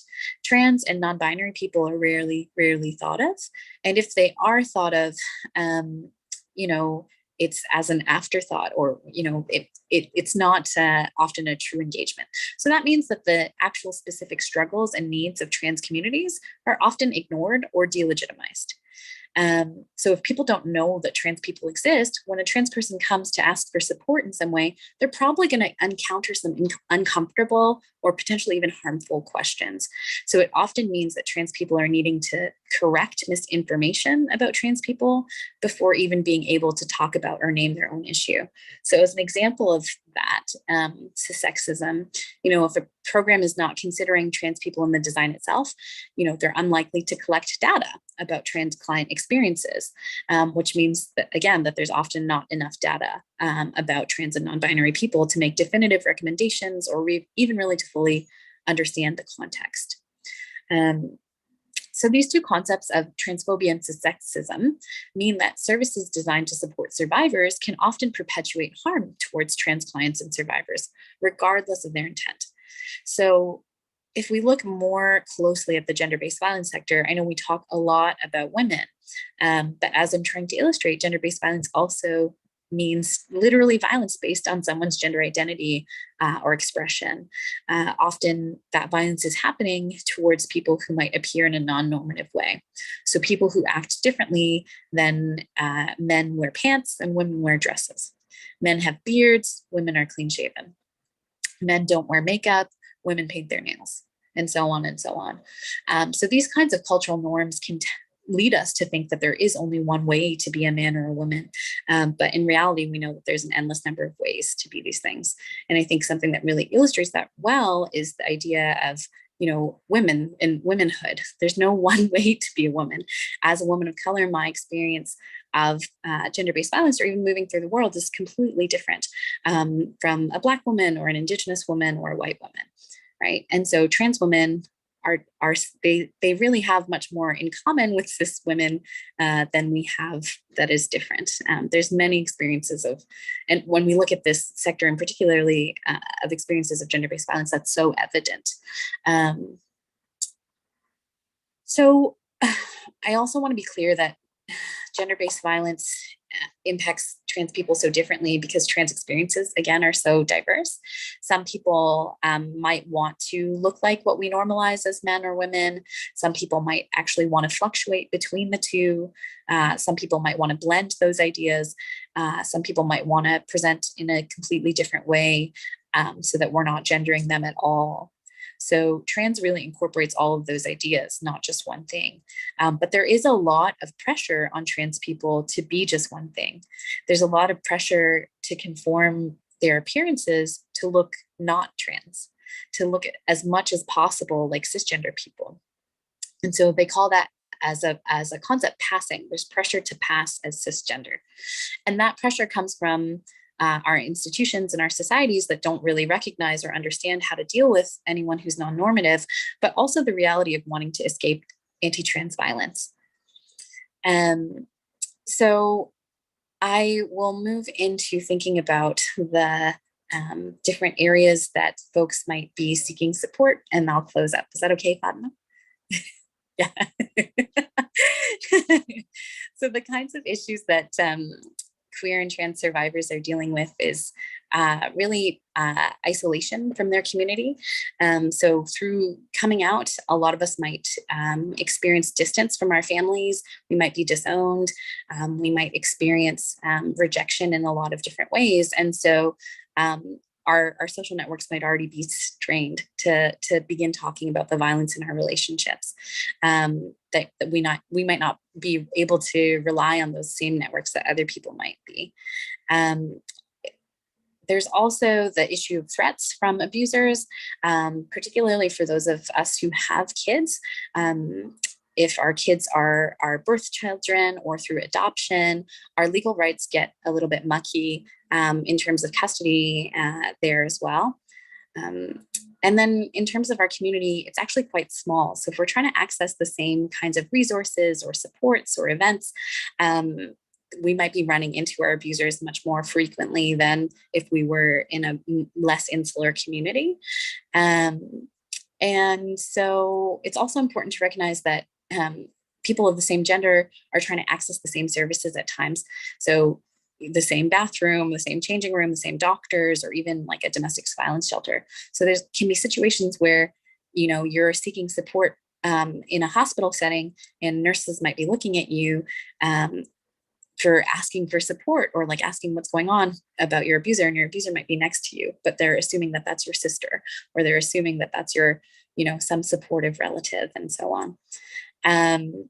So sorry, I know I'm really behind on time here. I have a number of resources that I will post into the chat as well. But here they are, just so you can take a look. So the network, LARED, and the Northwest Network are two organizations that are based in the US, but they work particularly around LGBT inclusion within domestic violence situations. So they have a lot of really important resources for folks that are specific to our community's needs. And here we have the 519 Legal Clinic as well, which is particularly a legal clinic for folks in the community for LGBTQ2S folks. So if you are in need of further information or resources, I would definitely suggest checking out these places. So thanks. Thank you. Thank you so much. And yeah, you really did have really great information and very valuable. We're learning, we're being exposed to new information, and also that recognizing that the system, there's something about the system that I keep hearing back again, that it's broken somewhere, and there's a lot of work to be done and things to be fixed. So thank you so much. Again, if you have any questions, please put them in. Yes, we are running behind with our time. We will try and catch up as fast as we can so that we are able to answer any questions that we might have.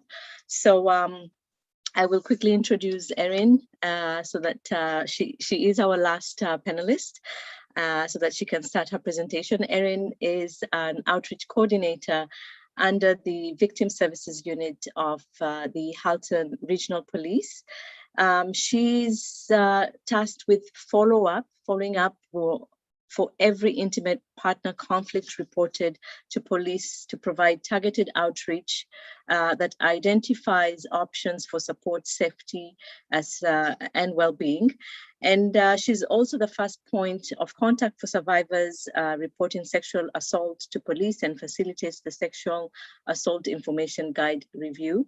As well, Erin is she does have a degree in criminology and criminal justice policy at the University of Guelph. She did study at Wilfrid Laurier University.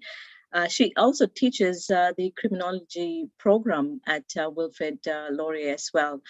So Erin, thank you for being here, and we apologize for running a little bit late, but the floor is yours now.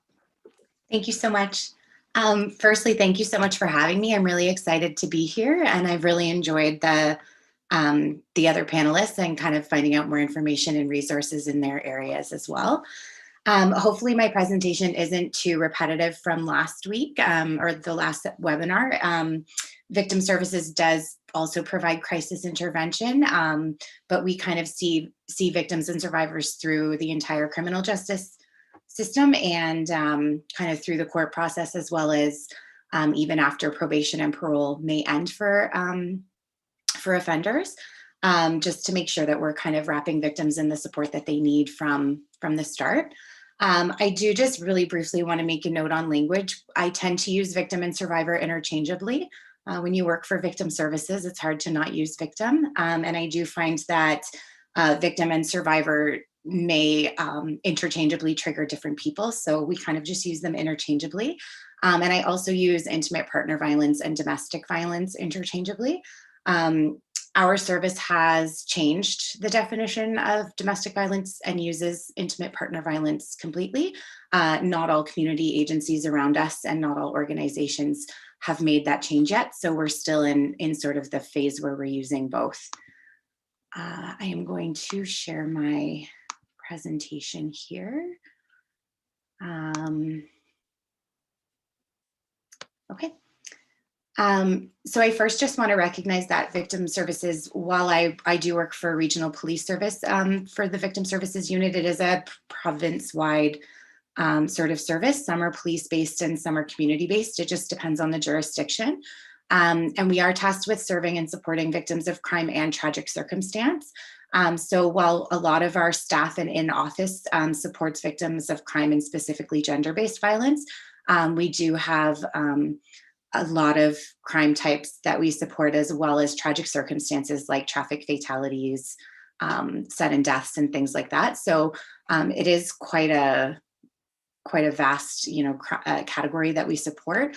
But for the purpose of this presentation, I'm going to focus on our sort of targeted supports for intimate partner violence, sexual assault, and human trafficking, which are things that we see way too much in our office. A lot of the roles and a lot of our recent initiatives come from the Victim Bill of Rights from 2015, which allows victims the right to information, the right to protection, participation, and restitution. Specifically in Halton, our staff is made up of 1 full-time administrator, 4 full-time staff, a part-time staff, and we also are very privileged to have a support dog that can help us in various ways when we're interacting with survivors. We also have 60 volunteers that have 14 spoken languages among them, which has been really important and beneficial when we're dealing with different culture groups within our community. And we strive to kind of always offer ongoing training and support in anti-racism, anti-oppression, and equity, inclusion, and diversity, as well as any other culturally specific targeted training for issues that may arise. So earlier this year, we all participated in webinars about different death rituals for different communities, because that is something that we support a lot as well. This is just our support dog journey. So probably the bulk of the presentation, I'm going to talk about sort of our initiatives with domestic violence and intimate partner violence.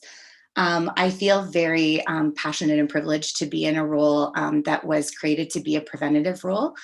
So as Fatima said when she introduced me, I'm tasked with following up with all of those involved in intimate partner conflicts where police have been called, just with the recognition that just because there has not been charges laid doesn't mean that there's not necessarily abuse happening within the relationship, or abuse that may not be like a chargeable offense that people may not still need some assistance to get out of.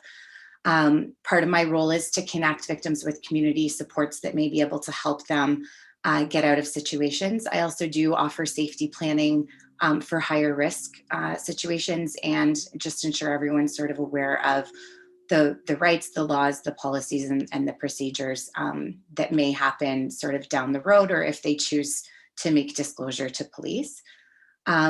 Some other initiatives just from a preventative standpoint that we have amongst the service is we have domestic violence pamphlets that are translated into various languages. It is police procedure to leave one at every case where there has been a call. And this is something that has really assisted in people from different culture groups knowing what their rights are and knowing what the laws in Canada are, so that they can access supports and access police when it's needed. We're currently working on an initiative with the Halton Multicultural Council here in Halton to also create a video that can be played. It's going to be posted very publicly on YouTube and on the website, but also can be played at their newcomer meetings for newcomers to Halton. That also explains sort of laws and policies and rights surrounding intimate partner violence, because information and awareness we have found is really key to supporting survivors that just are unfamiliar with the justice system and want some help with that navigation. All of the pamphlets are available on the Halton Police website, but these are just some of the visual. I think they're interpreted into 5 different languages right now, and always adding as is needed. We also have a full-time staff member whose role is to provide sort of responsive support to survivors of domestic violence. So that may be immediate on-scene intervention, which may have been covered in the previous webinar. But prior to COVID specifically, victim services could respond in person, sort of at the scene, and provide that intervention, as well as ensuring that those survivors at that time are aware of resources like community shelters and, women's shelters and other shelters that can keep them safe in the meantime, assuming that their partner is going to be released.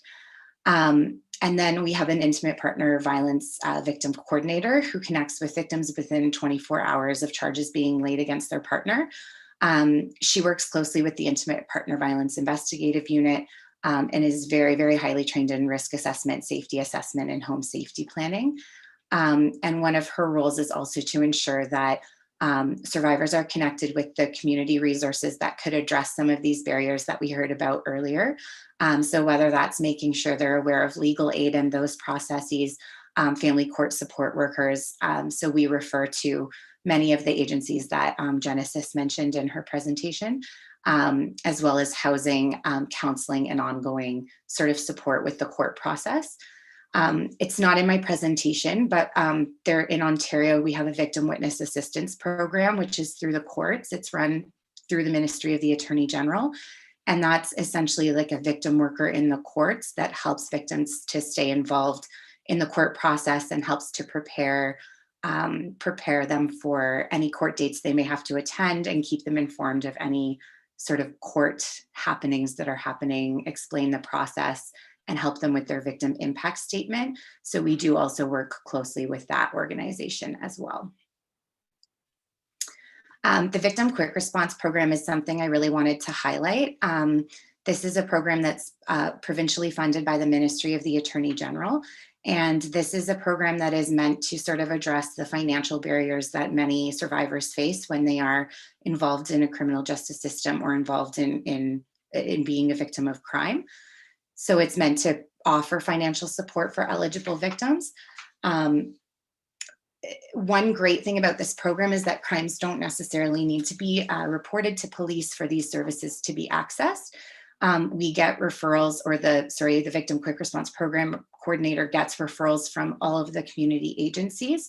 And this allows, there is a mandatory charge policy for domestic violence, and this allows victims to access the supports even if they don't want to continue through the justice system. And some of the supports are emergency accommodation to those fleeing situations, plus anything that may go with that. So meal cards, food cards, access to basic necessities if they're leaving abruptly, counseling and transportation to counseling, because sometimes even if you can find funded counseling, it's really hard for some people to get there. And so there is coverage for taxi services to and from counseling. And then as well as home safety equipment. So I know Genesis mentioned safety planning, and I'm sure that was something covered in the last webinar, but ensuring that all survivors can have their locks changed if they need to, if the offender has a key, making sure they have, reinforcement bars or door sticks or window alarms. Those are all things that can be very, very costly, especially if you're talking about low income or marginalized groups. And this is meant to sort of bridge that gap and sort of address that barrier to staying safe while fleeing or while going through the criminal justice process. Another thing that I oversee as the victim outreach coordinator is the very victim-centric sexual assault process that Halton Police has implemented. So as a collaborative with all the other community partners in our area, we've created a sexual assault information guide. And this guide so after a victim makes a general disclosure to police, but prior to them making a full statement, this guide is gone through, a member of the victim services unit meets with the victim or calls the victim and goes through this guide that is meant to sort of tell them everything that they may need to know about what the future is going to look like, what their choices are going to be at every step, and like how long it's going to take and what court is going to look like. Some of the things Allison said, like we don't want people to not understand that the court process might take 36 months. So recently there was legislation that these court proceedings should be wrapped up within 36 months of the preliminary hearing. I don't necessarily believe that's happening during COVID, unfortunately, but that's really important for somebody to know, and it's something that not a lot of victims are familiar with. So the purpose of the sexual assault information guide is not to dissuade anybody from reporting to police. If it's to ensure that they are aware of what their choices will be along the way. It does also include information about mandatory charges to ensure that if they are reporting a partner, they know that there's going to be mandatory charges and that some of the choices are no longer relevant because there is a mandatory charge policy for intimate partner violence. We also work very closely with the Child Abuse Sexual Assault Unit, who, like, I'm very happy to report, build excellent rapport with the victims and have a lot of contact. And so often we get kind of back and forth referrals if a victim has said they don't want counseling or don't want to access services at the beginning. Down the road, these investigators are really keen at identifying when they may be struggling and when those services and another follow-up from us may be important.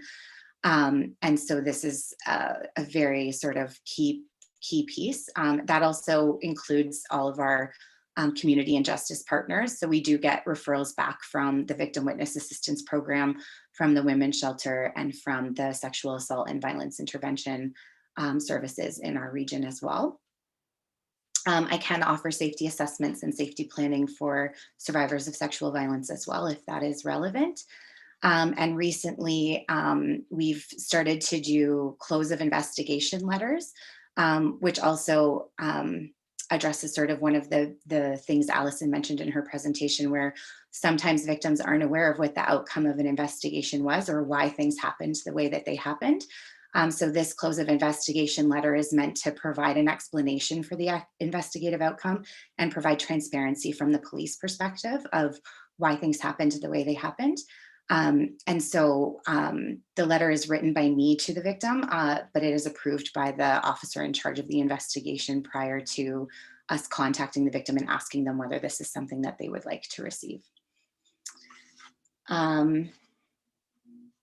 Just checking my time, but I want to make sure I'm not going over. So we do have a lot of collaborative initiatives in Halton that we are trying to ensure the community partners and the justice partners and the police are all working together because there are gaps in services from sort of each perspective. So I believe we sit on 12 different committees as a victim services unit. The Halton Violence Prevention Council and the Sexual Assault Advisory Board have been pretty key in some of these implementations of the Sexual Assault Information Guide. Recently, Halton launched the Survivors Voices website, which is an online collaborative. It's sort of a one-stop shop for sexual violence survivors. They can get all of the resources, all of the information, a copy of the Sexual Assault Information Guide, and as well as an anonymous sort of feedback sort of form that they can fill out to provide feedback about any of the services that they have accessed. To ensure that they have a voice, whether they're pursuing charges through the justice system, whether they're working with another community partner, or whether they reported something 20 years ago that they now want to give feedback about. So that's been a really encouraging initiative as well. Something we were working on that I'm hoping gets sort of reinstated after we are free to mingle with other humans again is just ensuring that we're getting into schools and doing training for educators and for youth, just about consent and just making sure everyone who's dealing with disclosures are trauma informed and sort of know how to navigate those conversations in a way that's not victim blaming and not re-traumatizing folks who are disclosing. This is just our survivor voices. So there's access to a crisis line to give feedback, all the resources, and then just sort of information about all the different community partners. And I can put the website in the chat as well. Another program or another sort of, gender-based violence initiative or crime that we deal with a lot is human trafficking. Halton is situated along sort of the main hub between the United States and Toronto and Niagara and sort of Michigan. So we do see a lot of human trafficking, unfortunately, in our region. Our victim services unit specifically doesn't have a worker dedicated to human trafficking because there are so many amazing community partners that have full-time caseworkers that can give these survivors sort of the ongoing support that they need. But we do sit on the Human Trafficking Collaborative and the Victim Quick Response Program, which I previously mentioned. The government has allocated a plethora of additional funding to support victims of human trafficking because their needs are so much greater just with regards to like the duration of their victimization and sort of what comes with those power and control dynamics.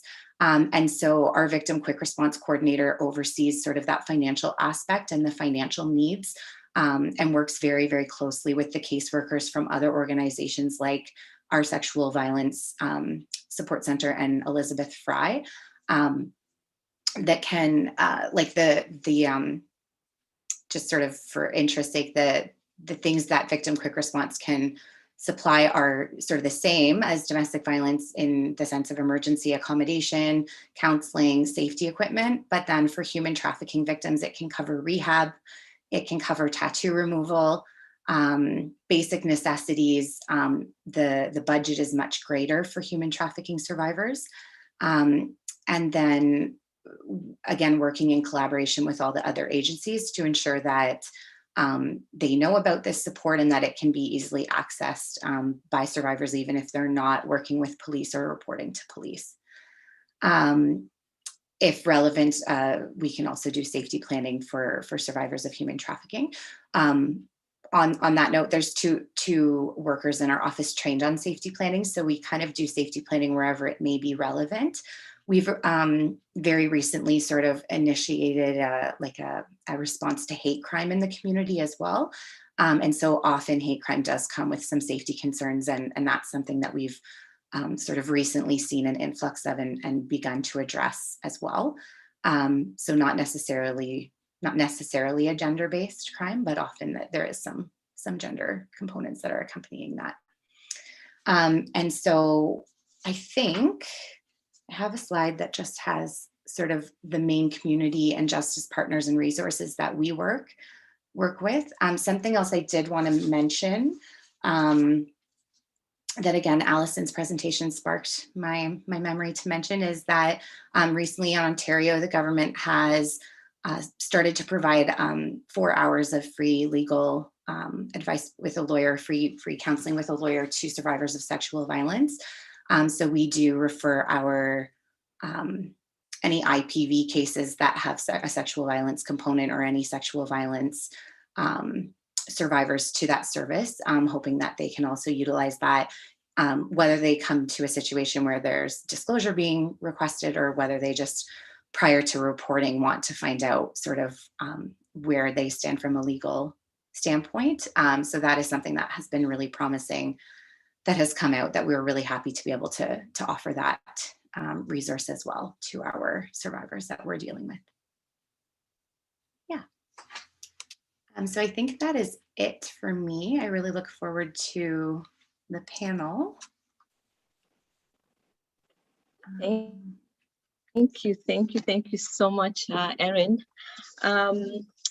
I really enjoyed listening to what you were sharing with us. I felt like it was kind of like the last, and you provided like a balance.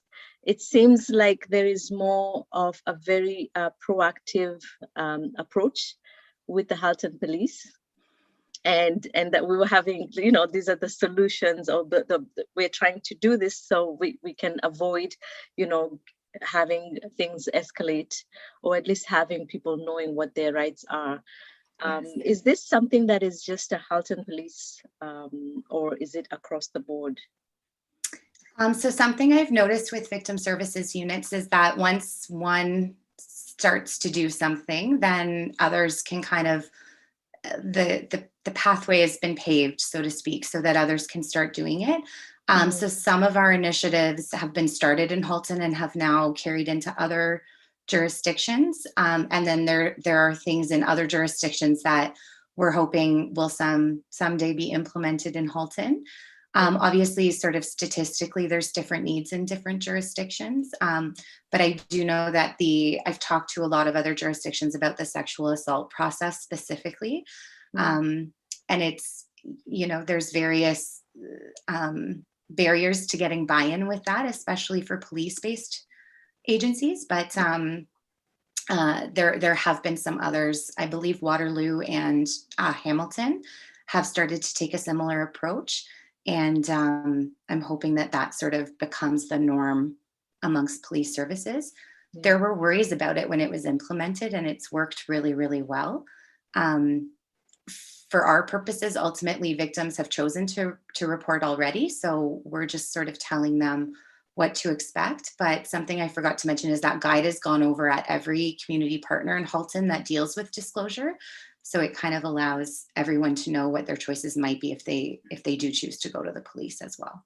Yeah, and that's the empowerment that once somebody knows or has an idea of, this is what I need to do, and if I do this, this is what's going to likely happen. They're empowered in making the right decision for themselves. Yeah. But if you don't know, you don't understand, just the fear can paralyze you even more and not be able to take any action. And unfortunately, your safety then becomes, it becomes more of a concern, and you're living in danger, really. So thank you so much for sharing the information that you did.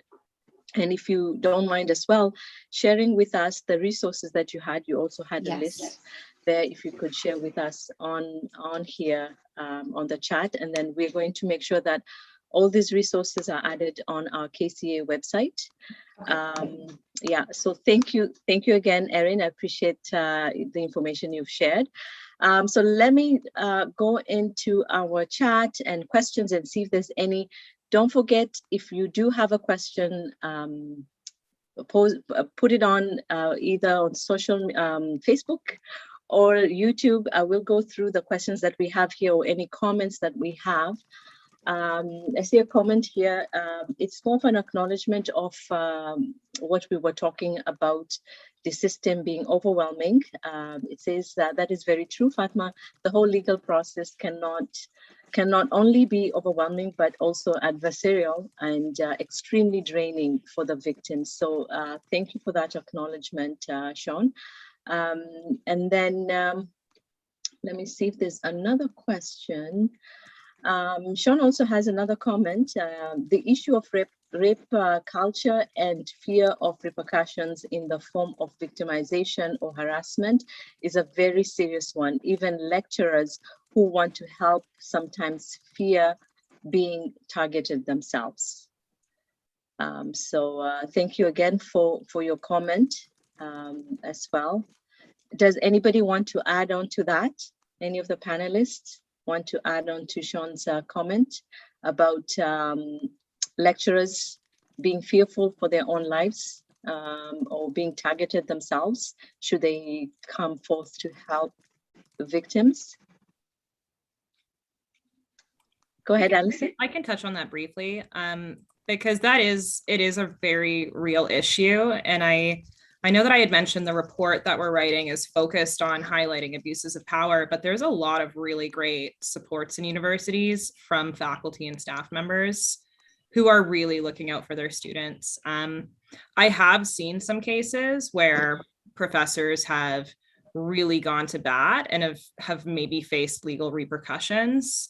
But I've also seen communities rally around them in response.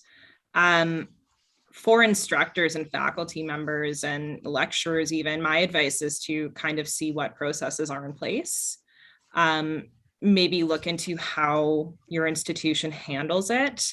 And don't be afraid to reach out to the student groups who are really working on the ground and let them know that you are there to support. Repercussion it can be a scary thing, but like I said, most universities don't typically allow that. And if someone is trying to retaliate against you for standing up for someone or for making a report, generally they'll face repercussions based on that. So I hope that helps a little bit, but I definitely think allyship from staff and professors is pretty huge for students on campus. Mm-hmm. Thank you. Thanks for your input. And as well, thanks, John, for sharing that comment with us. I have another question for all panelists. If you could wave a magic wand, what is the first change you personally would like to make if you could have addressed today?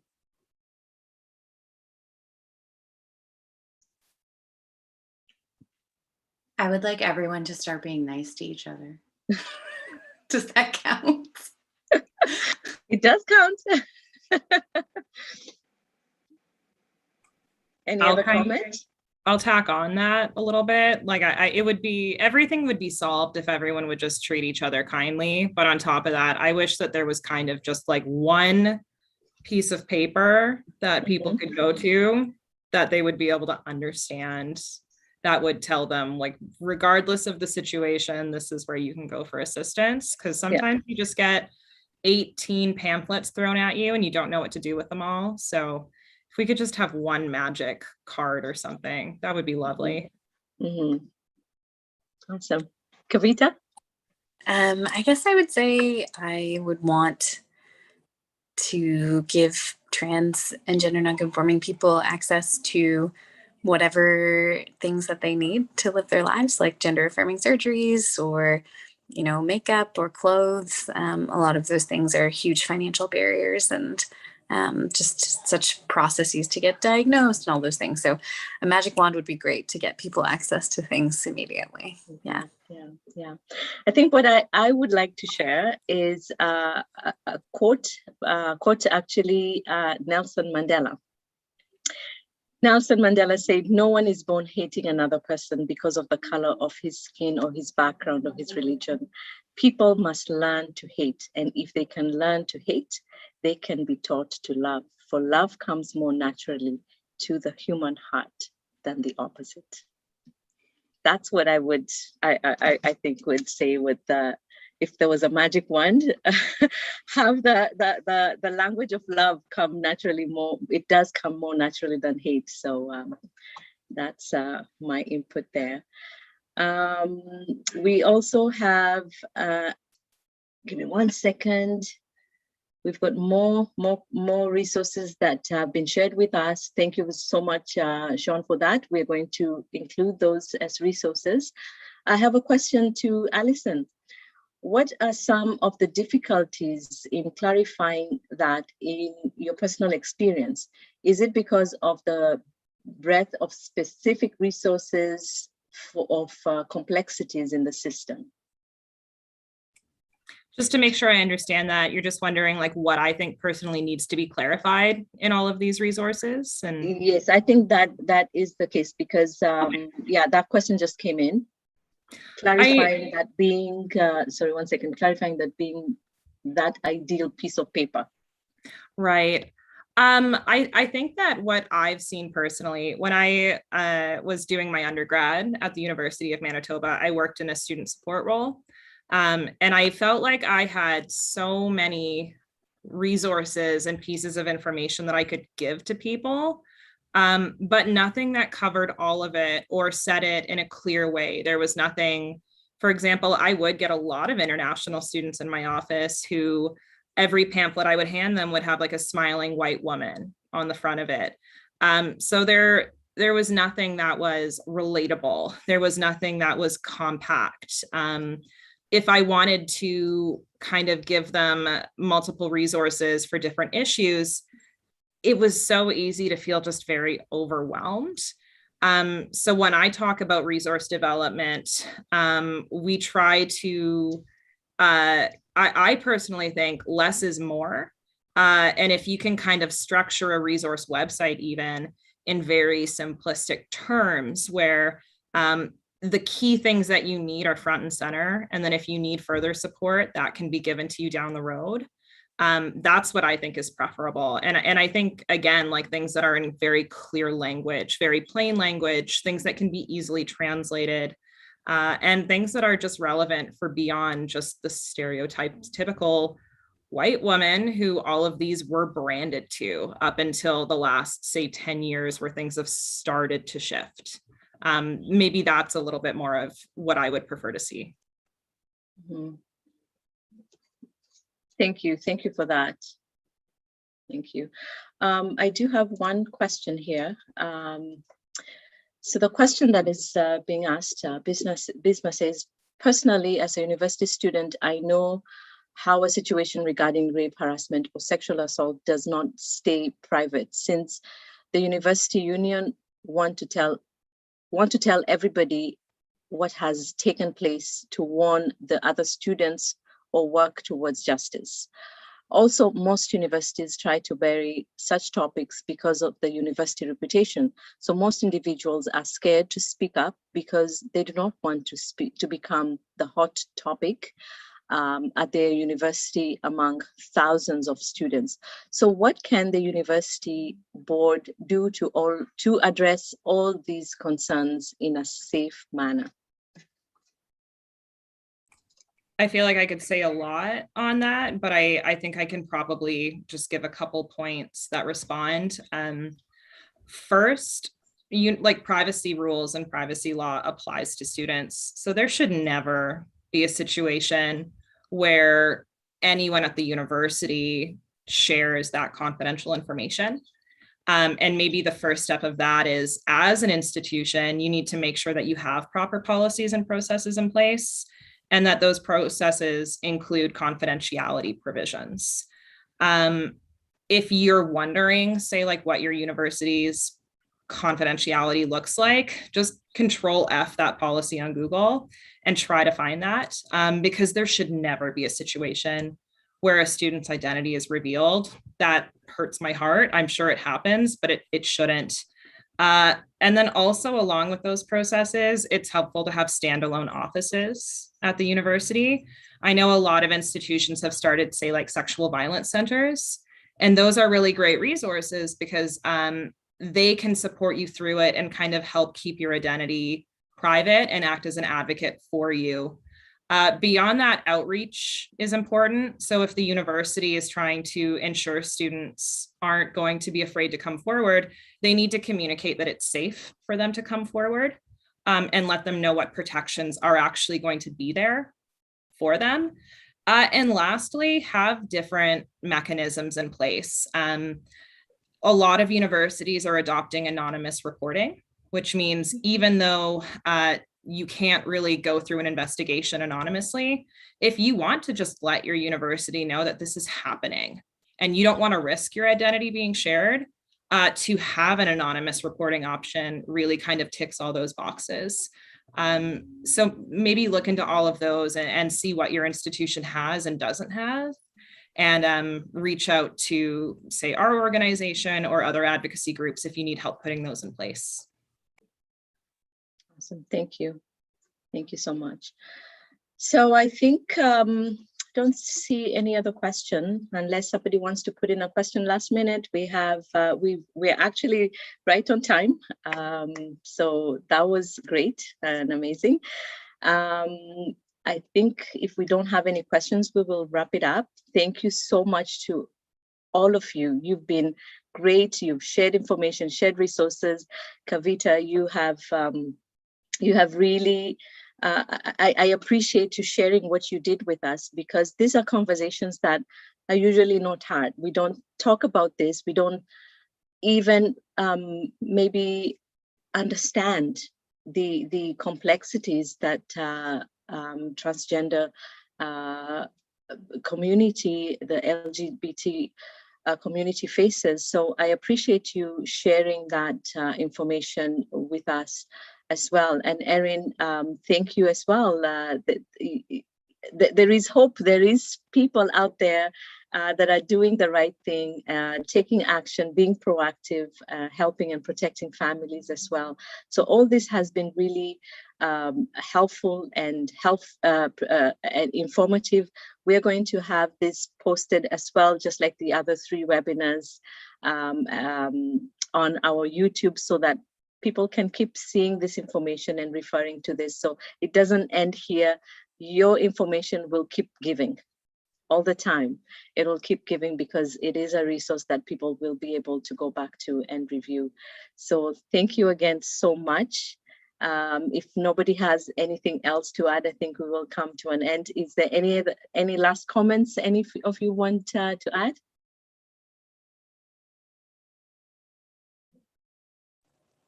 Thank you. Second that. Thank you. Yes, thank you so much.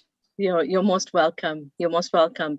And before we log out, I would like to thank all our attendees here in this platform, as well as those that joined us on Facebook and YouTube. We appreciate you. We appreciate your time and appreciate your questions and participation as well.